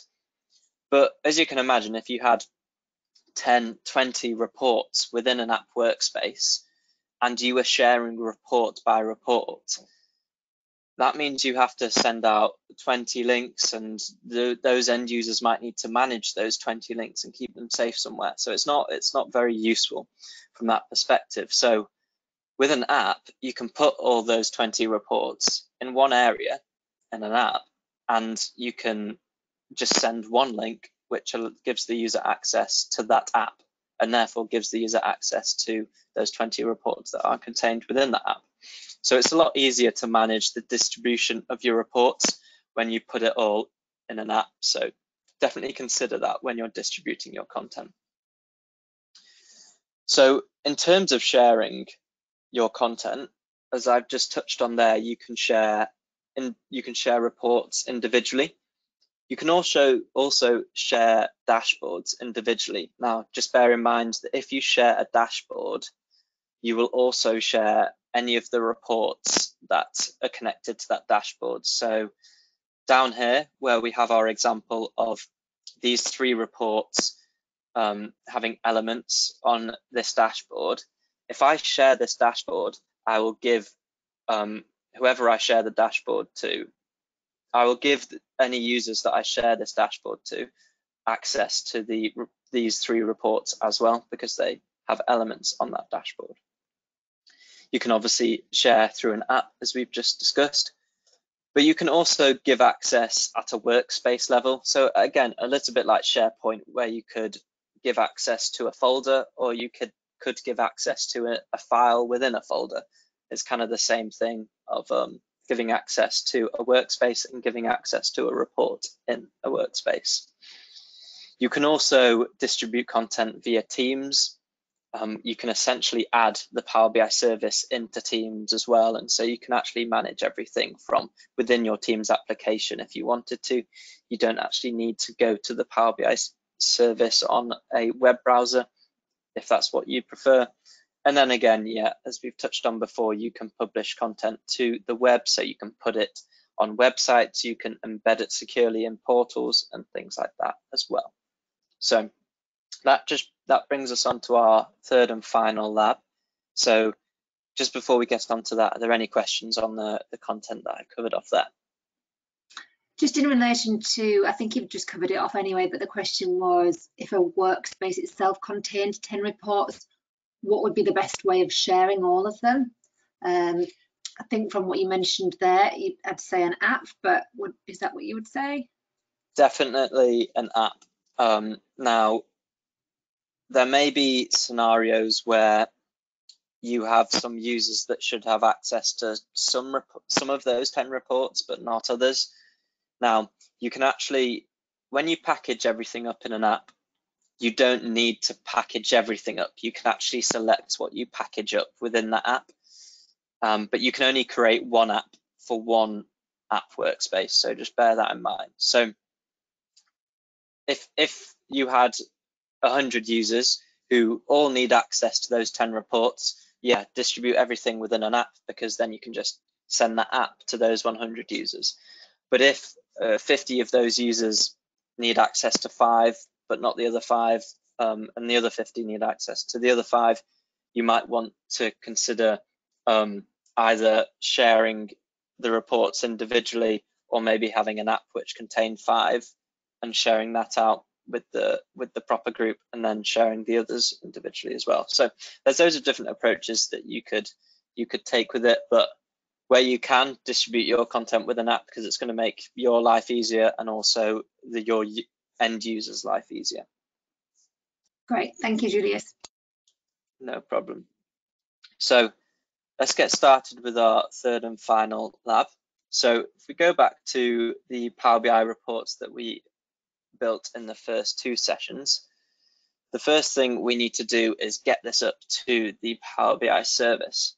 Now, what you'll see in the top right next to the minimize option is the option to sign in. I'm actually already signed in, but in order to get your content up to the Power BI service, you need to be signed in. So this is where the license sort of comes into play, because you can't get anything up to the Power BI service until you've signed in with your Microsoft account, and then obviously Power BI is able to tell what license you have and therefore what permissions you have when publishing. So I have a pro per user account, so I will be able to publish into both my personal workspace as well as app workspaces as well. So if any of you haven't done so, please sign in. But obviously, yeah, if you haven't signed up for a free or pro user account, you won't be able to sign in. So just follow along with what I do, and then maybe get a license after this session and then rewatch this part. So now that we've signed in on our Power BI desktop application, we can go to the Home tab and we can publish our report. Now, first, it will ask us to save that report, and whatever you save the report as, so I might call it dashboard in half a day report. This is what the report will be named as when you see it within the Power BI service as well. So definitely give it a name that you'll remember and you'll be able to find, and also that's user friendly. So if we save that report, because we've already clicked publish, what Power BI is then going to do is it's going to list all the workspaces or the folders that I have access to put this report into based on who I have signed in as within desktop itself. Now, I already have a workspace created for dashboard in half a day. So I'm going to select that workspace and publish it into there. Now, depending on, again, on the size of your report, the size of your data set and things like that, that's going to determine how long it takes to publish. So again, just bear that in mind. But it is pretty quick. So we can see that that has successfully published into that workspace, and we can go ahead and click this open option, and that's going to take us straight to the Power BI service in your default web browser, and it's going to open up that report as well. So obviously you might be wondering if you can access the Power BI service without having to go through links and opening up the report just as I did. And if you want to do that, you can just go to the following link, which is app.powerbi.com. And what that's going to do is that is going to take you to the home page of the Power BI service. You can say it says, "Good afternoon, Julius." You might actually, it might actually ask you to sign in or something first, so make sure you do that. But this is how you access the Power BI service. It's at app.powerbi.com. So it's a very important URL for you to remember. And then on the left-hand side, on the navigation, I'm just going to expand it out a little bit. You can see all the workspaces here. And then if I expand there, these are all the workspaces that I have access to, which is the exact same list as what we did before. And I can go to the dashboard in a day one, and I can actually see this dashboard in half a day report, which is the one I just published. You can see a few days ago I published the dashboard in a day one, and you can tell that by the refreshed date. So you can see that was on the 9th of May, whereas this one was on the 12th of May at roughly 12:50. So it was the one I just published a minute or so ago. So now our report and our data set is in the Power BI service. Let's have a little bit of a play around with it. So just like on desktop, it's fully interactive. We can select from our drop down multiple continents. That will filter our visuals. It will filter our other slices as well. So we could select countries from those selected continents. We can change the year that we're viewing this data for. You can also click on visuals and filter other visuals. So say, for example, I only want to focus on China. I can click on the bubble there. You can see that it actually filters this line chart for me, but it actually highlights the other ones.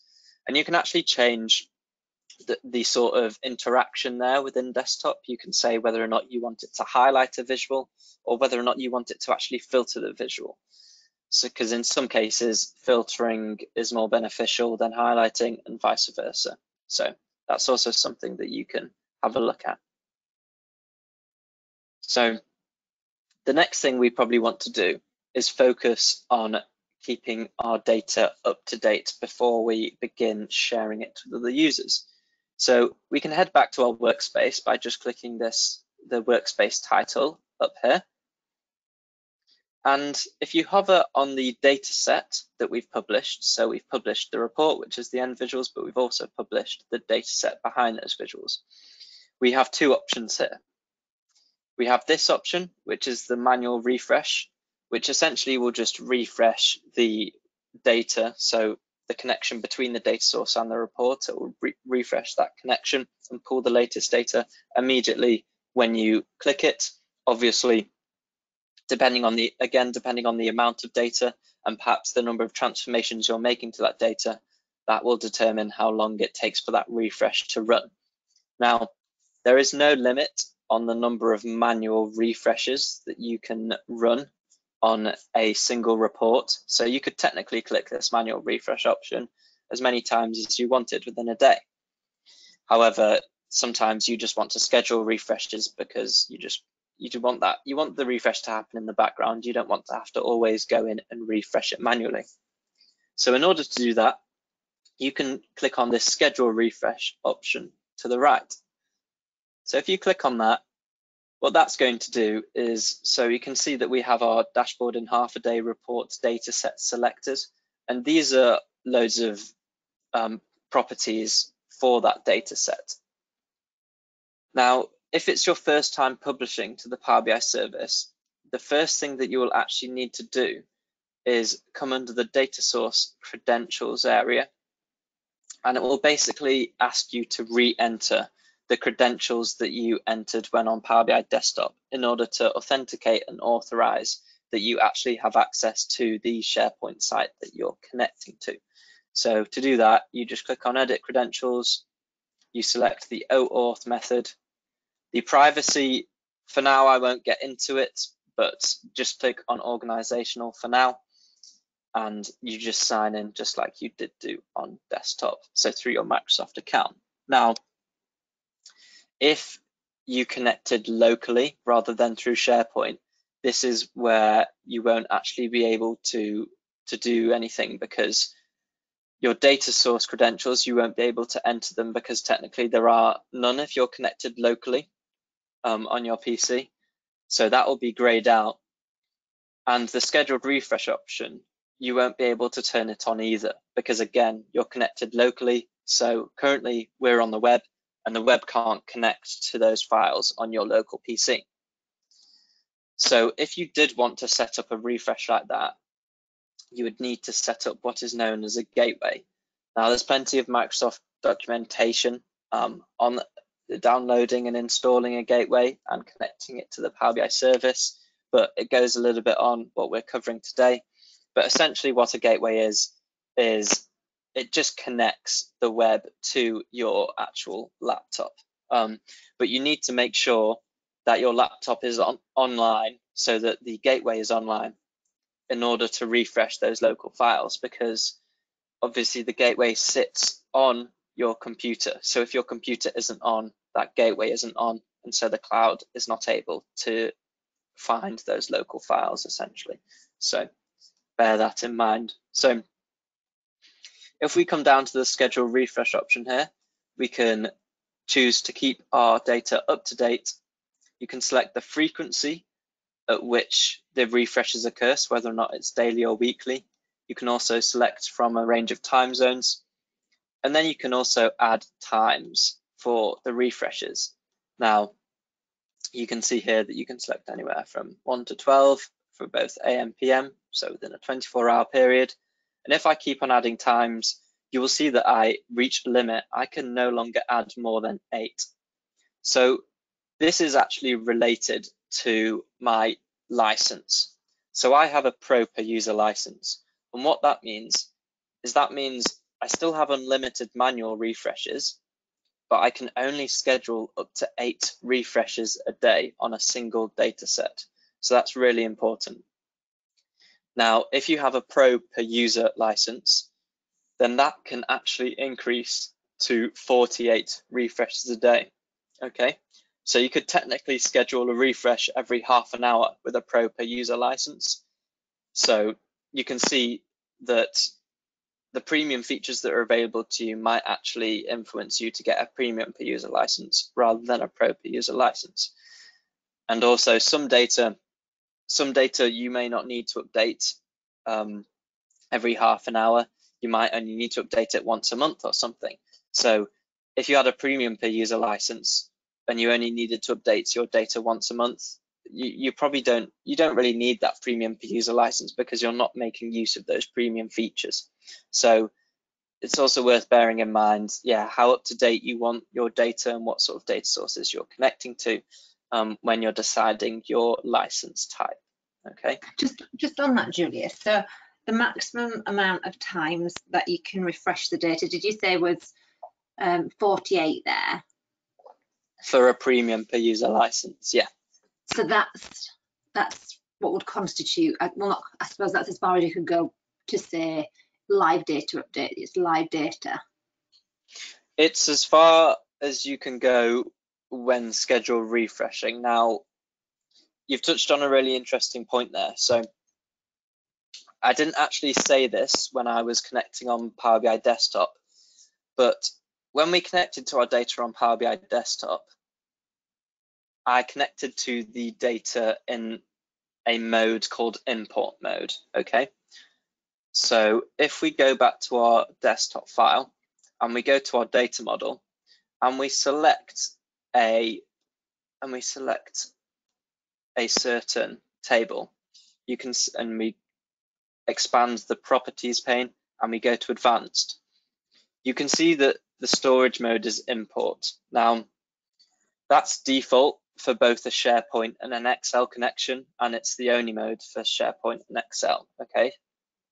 And what it essentially is it essentially actually pulls that data and stores it within the Power BI file itself, hence why it's called import mode. Now you can also see there are two other modes here. I'm not going to get onto dual because it gets a little bit complex there, but I'll explain direct query. Now, for some data sources you connect to, you can also select direct query mode. And this, when I say some data sources, it does only work for certain data sources. So before you kind of jump at direct query, have a look at the documentation because it doesn't work for all of those 300 connectors out of the box, okay? But for something like a SQL database, direct query mode does work. And what direct query mode is, it doesn't import any data. So no data actually sits within your Power BI file itself. Essentially what happens is whenever there is essentially I don't want to say live connection, but for the sake of just understanding this, when you're in direct query mode, you essentially have a live connection to the data source itself. You're not just looking at data which you have imported. And so what this means is that when you interact with your report, that connection to the data source is going to basically refresh every single time you select from a drop down or click on a visual. It's going to go back to that data source and it's going to pull the data. So in direct query mode, you don't need to schedule a refresh or run any refreshes on it, because when you select and interact with your data, it's going to go back to the data source and it's going to pull the latest data. Now that sounds great, and it is really great when used correctly, but please look at the documentation before you use it, because there are limitations and drawbacks, but there are also huge benefits to it as well, and it does only work with certain data sources, so just bear that in mind. So hopefully that answers your question and it doesn't get too technical for you, Kelly. Perfect, thank you. That's okay. So yes, all of the data that we see within our reports, it's in import mode, which is why we actually need to schedule refreshes or run manual refreshes on it.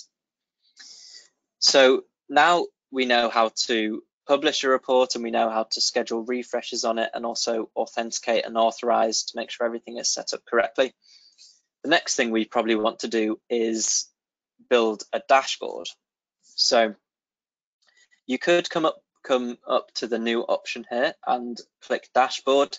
However, what I'm going to do is I'm going to start from a report page itself. So as we discussed before, dashboard is a kind of a one-pager of key KPIs and visuals that help to tell a story of your data. And you can also take elements from different reports within your workspace and put it on a single dashboard. Now, I might see this sum of CO2 emissions KPI card, and I might think that this is really important for me to add to a dashboard. So I want to pin this visual to a dashboard. And in order to do that, you just hover on the visual and there's a little pin icon here. And because I don't have a dashboard that sits within my dashboard in half a day workspace, I need to create a dashboard in order to add this to a dashboard. So I'm going to call this my dashboard in half a day dashboard, and I'm going to click pin. And you can see that that has successfully pinned to the dashboard, and I can go to the dashboard and see it there.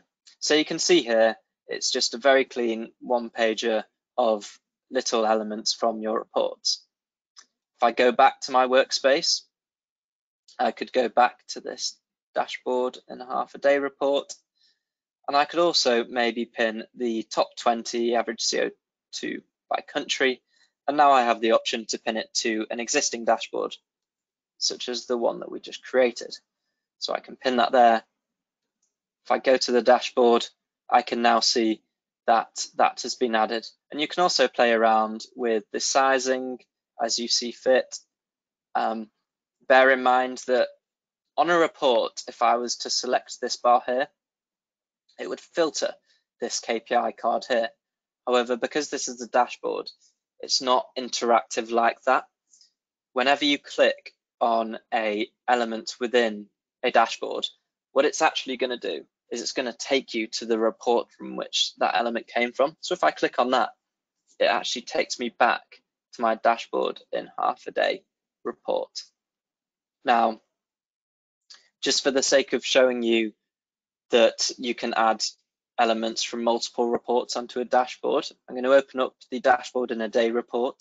You'll notice that it's basically exactly the same as the one we've just built, slightly different title, with no trend line and things like that. It's also got a blank one for the world, I think that is. Now, say I wanted to actually pin this line chart that didn't have a trend line on it to that dashboard. Again, I hover, I click pin, and now I can pin it to that dashboard that we have just created. So now we have multiple elements from multiple reports on a single page within our dashboard. And then if I click this visual, it takes me to the dashboard in a day report, not the dashboard in half a day one.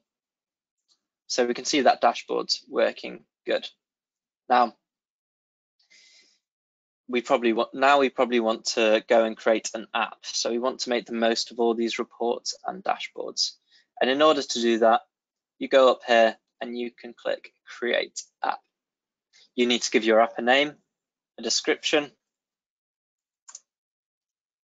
and then you can add also an app logo, maybe change the theme color. So I could change it to a bespoke blue like that. Then under navigation, you can actually play around with the order in which the dashboard and the reports are within the left-hand navigation that is part of the app. Now, I'd really recommend you putting the dashboard as the landing page to the app, because as I showed you before, if you click on elements within the dashboard, it will take you to that report page. So it makes quite a good navigation homepage for an app. And also it's a one pager of key KPIs and visuals. So if you have an app containing loads of reports and then a dashboard as the homepage with the important information from all those reports, again, just really helps to bring all that data from that workspace together. So we can see that our dashboard is the first option here on the navigation, which is what we want. And I'm just going to move our dashboard and half a day report above our dashboard in a day one. And then under permissions, this is where you actually provide access to users. So I could give access to Kelly, for example. I could type in her email and that would provide her with access. And then once I publish this app,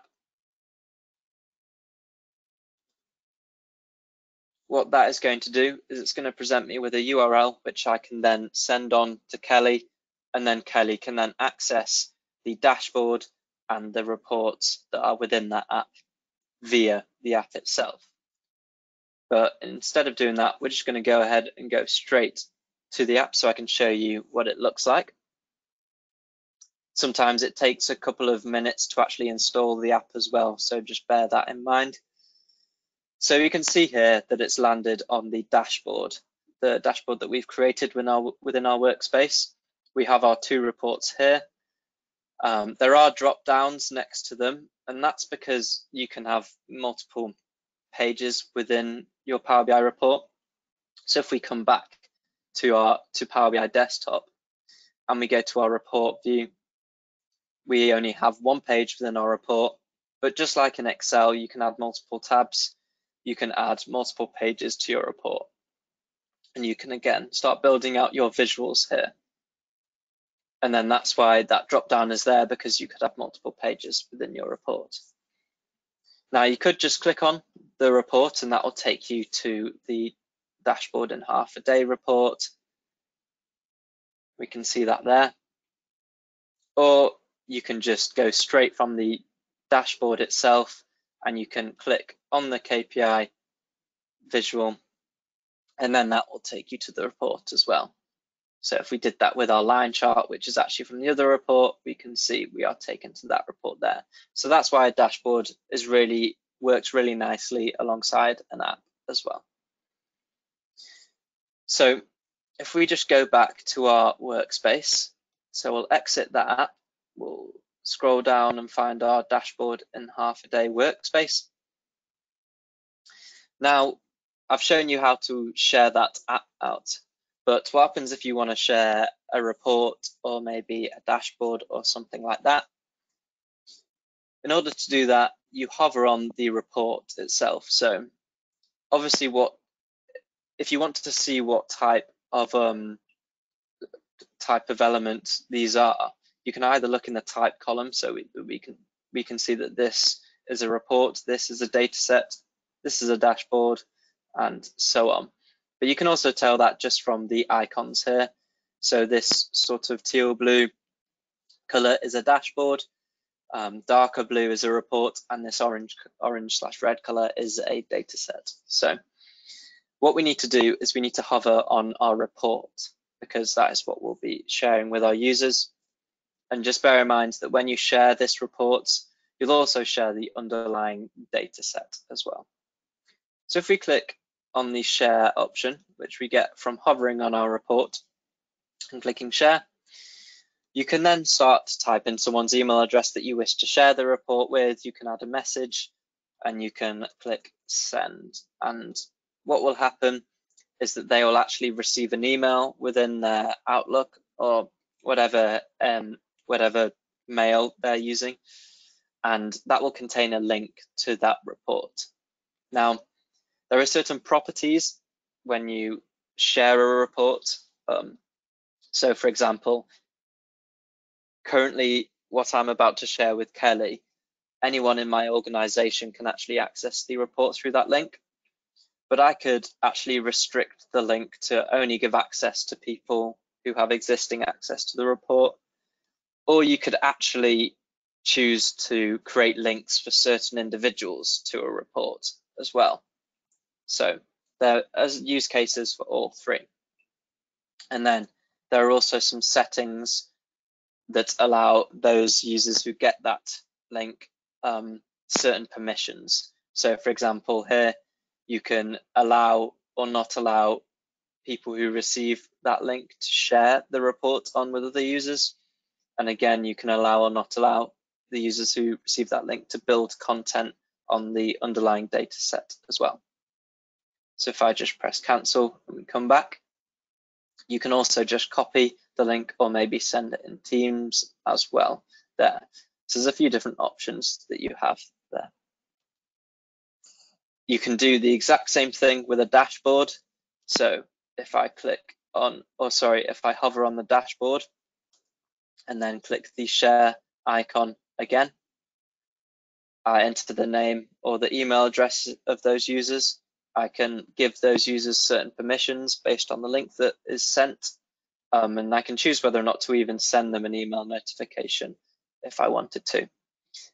In this case, I have both the dashboard in a day report and dashboard in half a day report. They both have elements on my dashboard. So if I share this dashboard, I also share the dashboard in a day report and the dashboard in half a day report. So that's something worth bearing in mind when you're sharing a dashboard.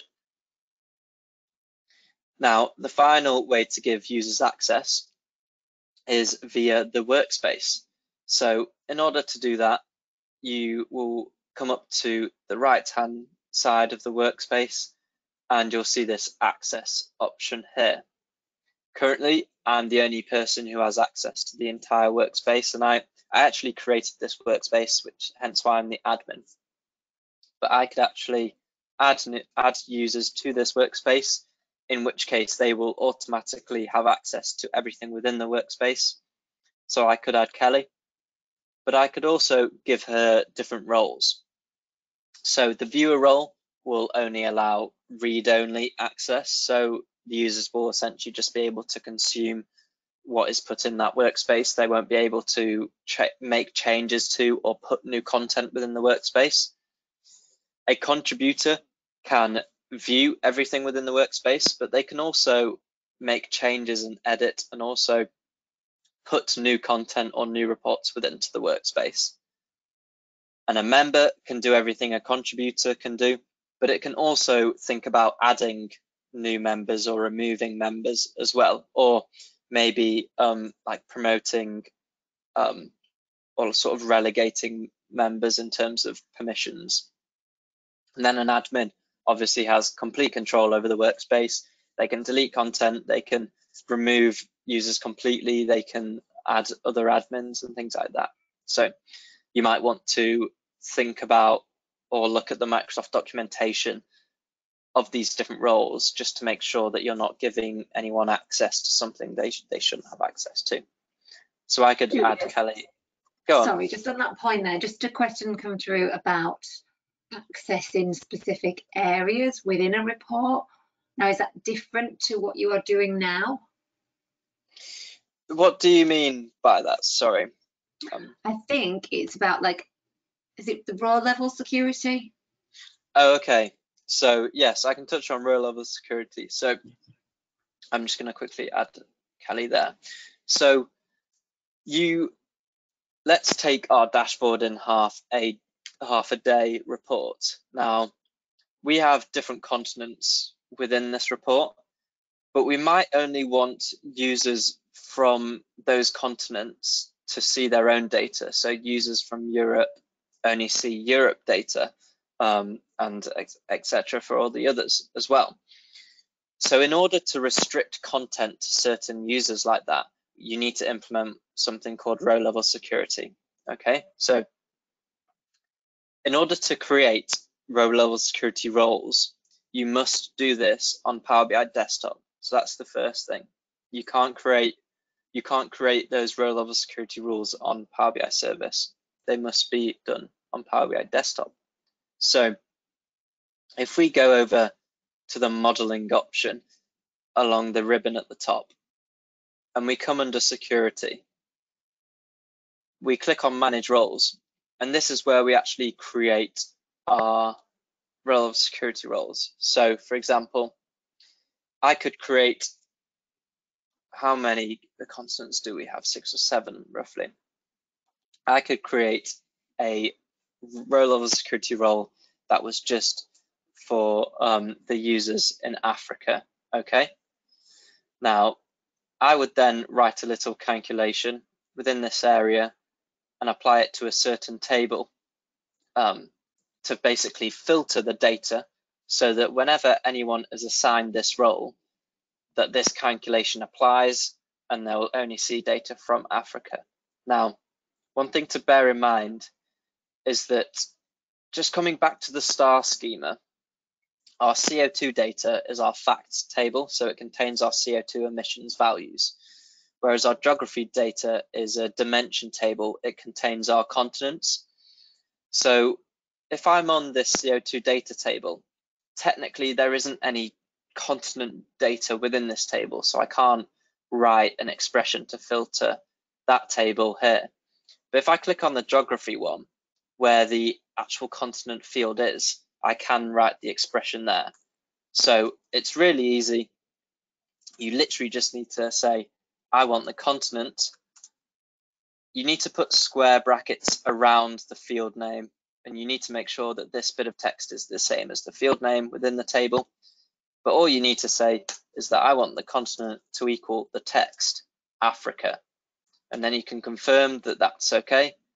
I can tick it there, and you can see that the filter has been applied correctly there. And so you can see where you might be able to see where this is going. You might want to create a role for Asia. You click on the geography table, and again, you type in continent, and then you want that to equal the text Asia. You tick just to confirm that this field does exist, and you can go ahead and create your different roles like that. And so then you click save. Now, just coming back to the data model itself, once it's finished adding those rules, if I come back to the data model, earlier when I was talking about this arrow and how it essentially means that this table can filter this one, but this one can't filter this one.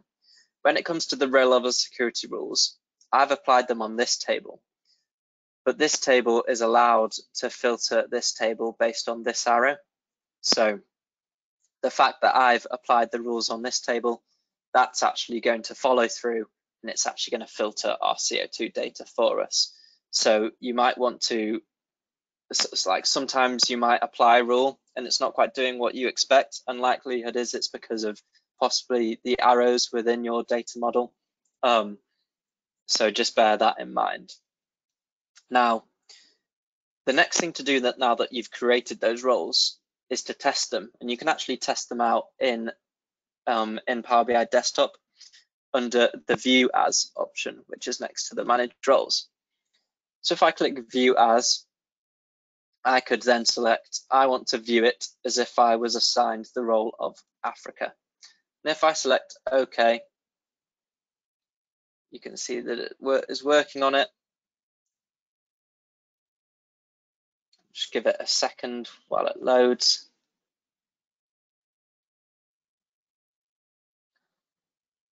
But you can see this is what a user with the role assigned, with the Africa assigned role would see. And you can do it again to Asia. You can actually combine different rules as well. You can have multiple people in different role of security rules if you wish. So if we just look at the Asia role, that should filter all of our data so that we only see the Asia data. And then if we click on Africa as well, then essentially what's going to happen is that it's going to sum those two roles because it's saying I have access to both Asia and Africa. So you can see that there. So if I just stop viewing that, what I'm going to do is I'm just going to quickly publish it to the Power BI service so that you can see how you would assign users to those roles. Because obviously all we've done now is we've created the roles that do implement that data security, but we need to add people to those roles in order for it to actually take effect. So we publish, click publish, we save our report because we've made changes to it. We publish it again into dashboard in half a day. Because I already have a report called dashboard in half-day report within that workspace. It's going to ask me whether or not I need to replace it, whether I want to replace it or not. And it's also going to tell me what it impacts. And because we have elements from this report on the dashboard within that workspace, it's going to say it's going to impact both of them. So I'm going to go and click replace. Again, it's going to publish it and it's going to do it successfully. Instead of going and opening it up straight away, I'm just going to click got it, and we're going to go to our workspace again. And you can see it's 123, and we can see that that's just updated at 123. So now we have these rules within the workspace, we need to assign users to them. And obviously, what we're restricting is the data. So we need to apply these rules on the data set itself. So if you hover on the data set and you click on the three little dots here, you go down to the option called security. And this is your row of security rules. And so here you can see those two rules that we've created within desktop, Africa and Asia. And here is where you actually assign users to those roles. So I could assign Kelly to the Africa role and then save that. Now, you might also want to test this out in the Power BI service or pretend to be someone else to see if it's working. And in order to do that, you can actually hover on the role and then you can click test as role. And so you can see here, this is essentially what Kelly would view within the Power BI service. Now, because Kelly is actually assigned the Africa role, I might pretend to actually be Kelly. So I could just say, oh, instead of pretending to just have the Africa role, I want to see what Kelly would see. So I can go and click Kelly, and I can click apply, and I can see that Kelly clearly is only, as the data for Kelly has been restricted so that she can only see Africa. So with row level security, just to recap, what you need to do is you need to build those rules on desktop in under the manage rules area on modeling. Again, the rules are written in the language DAX, so everything is consistent there. You then need to publish that report up to the Power BI service, where you can then go to security under the data set, and you can begin adding users to those roles, and you can also begin testing those roles. Now, just an extra point on this, if you share this report, say you have row level security rules on your report, and you share that report with a new user, or a user that doesn't already have access to that report, then if they aren't assigned a row level security rule, when they open the report, it will say that they don't have access to the underlying data set, okay? So you need to make sure that if you have row level security rules, everyone who you want to share that report to needs to have a rule assigned, otherwise it will just restrict all data access. Now, in that scenario, you might be wondering, well, some users might want a master rule or something so that they can see all the data. And it's really simple to create one of those. You can just create a rule under your roles within desktop called master, and you don't even need to type in anything here. So then when you publish this file again, you go to security and you have this master role, and you just add users there, and they'll have permissions to see all the data underneath there. So that was quite a long answer to your question, Kelly, but hopefully it covers everything that you wanted it to. It did, yeah, and I'm glad we covered it off, because the two things that you were showing there, well, the one thing you were showing before, row level security, and this are distinctly different. Yeah, exactly. And I think a lot of people forget about adding the roles to desktop, and then also assigning the roles within the Power BI service. There's two very important steps there, and there's not another way to do it like those.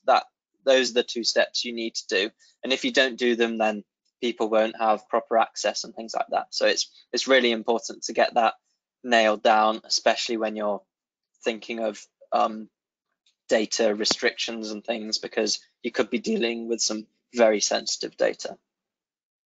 Excellent, thank you. So we have about 15 more minutes or so before we bring the session to a close, and we've kind of covered off the key content of the session. So I'm just going to run through a few more things that I think you might find useful within Power BI itself. So we've sort of ran through all things about workspace, about the workspace, about sharing content, apps, giving access and things like that. Whereas I'm just going to pop back over to Power BI Desktop, and one of the things I'm going to go through is a what if parameter, because I think they're really useful.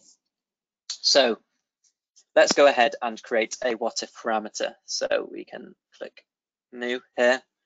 We can give it a name. So we'll call it dashboard in half a day parameter, let's say.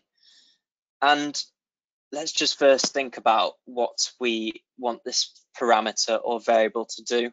Now, this isn't necessarily the best data set to do this on, but let's say we had a percentage value that we wanted the user to be able to change, and that affected subsequent data.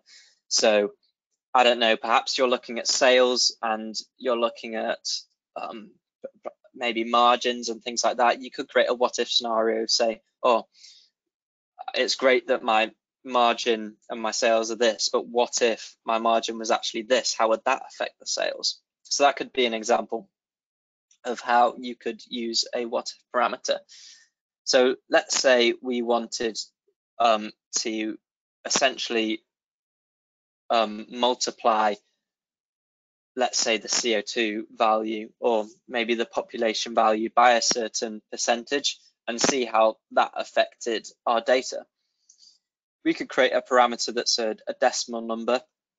Obviously it's percentage, so it's 0 to 1. And we might want the user to be able to select an increment of 1%. So that would be 0.01. And let's say the default is 80% or something, so 0.8. Okay, so I could add the slicer to that page and create it. Now, what you might notice is on the right hand side on the fields pane, it's actually, when you create a what if parameter, it essentially creates a table of those values that you've basically just specified. So we've just specified we want the parameter to go from 0 to 1 in increments of 0.01. So in the background, what Power BI has done is it's created a table which, as you can see, just goes from 0 to 1 in increments of 0.01. Okay, and so now we have a little slicer which the user can then change the value of, and we can reference the value of this parameter in our calculations. So for example, if I minimize this a little bit, and let's say we actually had an adjusted value for the population. So we want to adjust the population possibly by this. We could create a new measure, which I've just done by clicking new measure, and I could call this adjusted population. And we could make that equal to the sum of the population. So we'll reference our previous measure and we'll multiply it by, I'm going to do it as an increase. So I'm just going to say 1 plus our parameter value. And if I type in the name of the parameter, so it's called dashboard in half a day parameter, I can see that I actually can reference that value there. So essentially what we're doing with this parameter is we're telling the population to increase by 52%. So if we select enter there, and just to help you visualize what's going on, I'm just going to create another chart so that we can just see what the parameter itself is doing. So if I create a line graph of population over time, I will just expand that out. I'll add the year to the x-axis, and we'll put our original population on the y-axis, and then we'll now put our adjusted population on the y-axis. So you can see here, down here we just have the normal population, and here we have the population if it was 52% larger. And so now, if I change this even more, I can then see, it's just working on it, I can then see that value jump up, and we can actually see how this parameter impacts my data. So yeah, I know this isn't the best sort of example of where you'd use it, but obviously if you had certain percentage values and sensitivities that you wanted the user to change, what if parameters can be really useful, and they can really help provide a lot more information to the user and make it a much more interactive experience as well. Now, there is one more type of parameter within Power BI, which I also think is really useful, so I'll cover that one off. In order to do that, we actually need to head back over to Power Query itself. Now, the data that we're analyzing today goes all the way back to 1750.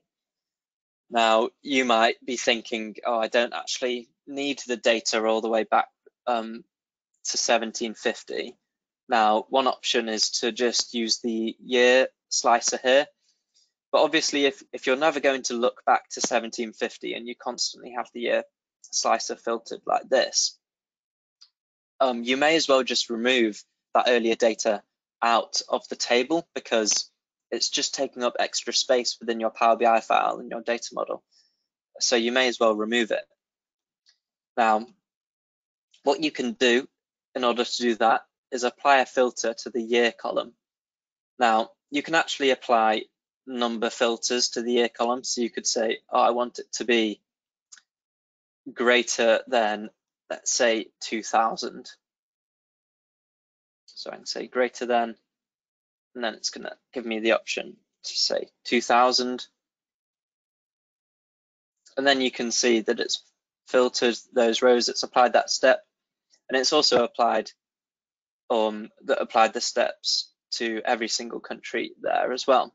Now, you might actually want the user to have the ability to change that. So what you can actually do is you can create a M parameter, they're called, and you do that by just on the home tab at the ribbon at the top here, you can go under the manage parameters and you can click new parameter, and we're going to call it year filter,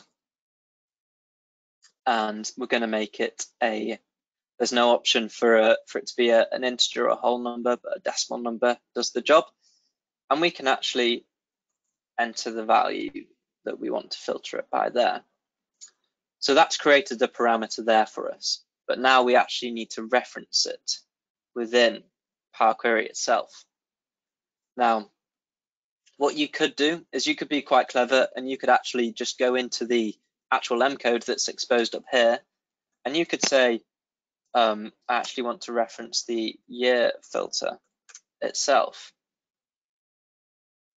And what you should notice, I think I've typed that in incorrectly. I think it's to do with the spaces. I'm just going to remove the space to make this run a little bit quicker. So if I got rid of the year filter there, let's do that. Oh yeah, I should not have put the square brackets in there, but you can see there that that has applied that filter for me. And this is really useful because this is going to filter the data before it's actually brought into your model. So you're going to save on a lot of space there. And you can see that if I come in here and I change this to 2010, then the query is going to run again. I've still got my year filter there. And after a few seconds, we'll see that it's only showing me data from 2010 or 11 onwards, because it's just greater than. So you can see here that it's only showing data from 2011. Now, originally when I did that, if I just remove the step and restart again, and I apply a number filter of greater than,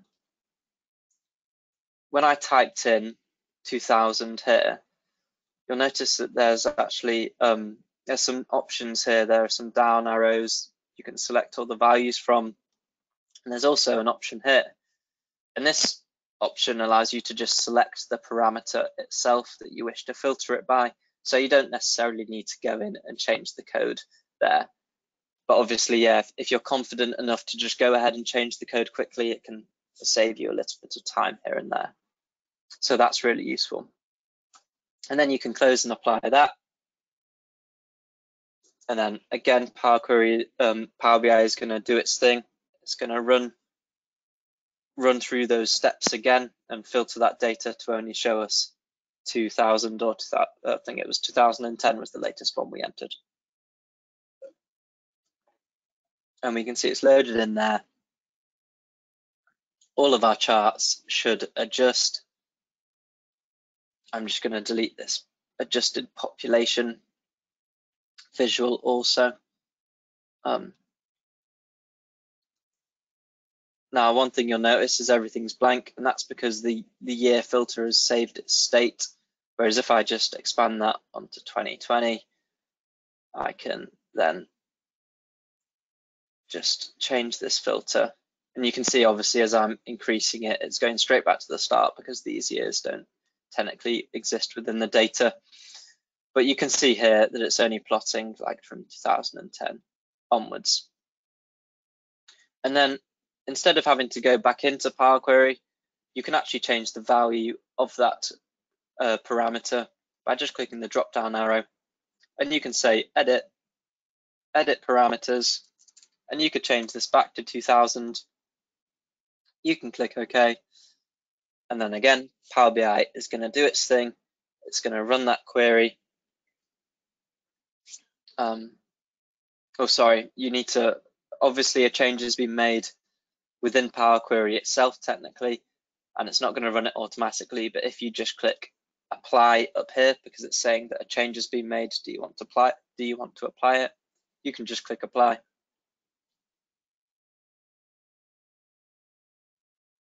And then that will then load in those other years, and you'll see the year filter will adjust just like that. Now, just the final thing on that, we'll publish that file with those different parameters there back into our workspace, because I just want to show you how those parameters look within the Power BI service. Yes, we want to replace the content. And then I'm just going to, just as that says successful, I'm just going to go back over and refresh our workspace quickly. And then if we click on our report, that's going to load up, and then you can see the parameter there. I have actually deleted the visual, but it will work the exact same as what you saw in Power BI Desktop.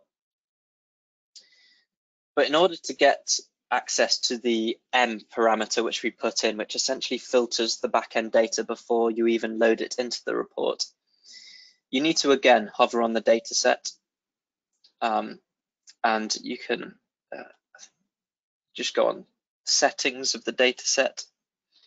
And then under the properties, you have this option for parameters. And then you can actually change the parameter value here in the Power BI service. So I could change this to 2010. I can click apply. And then what you'll need to do is you'll need to refresh that data in order for that new parameter to take effect. So you can see it when I've just manually clicked it, you can see it's running the refresh here. If you did want to find out about how long those refreshes are taking and things like that, if you click on scheduled refresh, you can see here it says refresh is in progress. You can look at the refresh history. It will tell you whether or not it's an on-demand or scheduled refresh, when it started and ended. Also whether or not if it's successful or failed, and then if it's failed, it will tell you why, or it will give you some sort of guidance as to why it's failed.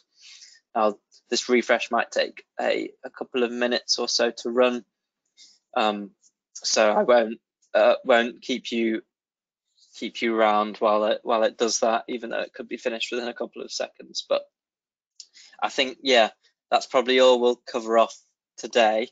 So it sort of brings our session to a close. Thank you for attending and taking part. Well done to anyone who followed along. We really appreciate it. It's a long session and a bit of information overload, but hopefully you have enough to kind of get started with your own Power BI journey. Thank you, Julius. That was brilliant. Really, really insightful. And for those of you that have joined us, we really hope that you got something from that. Appreciate it was quite technical, but certainly in terms of whether you as a partner are wanting to increase your Power BI capabilities in-house, it'll be useful for that, but also to see how your clients may well benefit from it. Now, there's a QR code on the screen at the minute. It would be really appreciated if you just took a moment to take that and complete a very, very quick survey, because your feedback is really important to us. If you've got any questions that weren't answered in today's session, please feel free to get in touch with us. You can drop us an email at hello@bespoke.xyz, or you can connect with myself on LinkedIn, Kelly Humpleby, and I'll be happy to help with any queries that you have. And then all that remains to be said is enjoy the rest of your day. And again, thanks for joining us.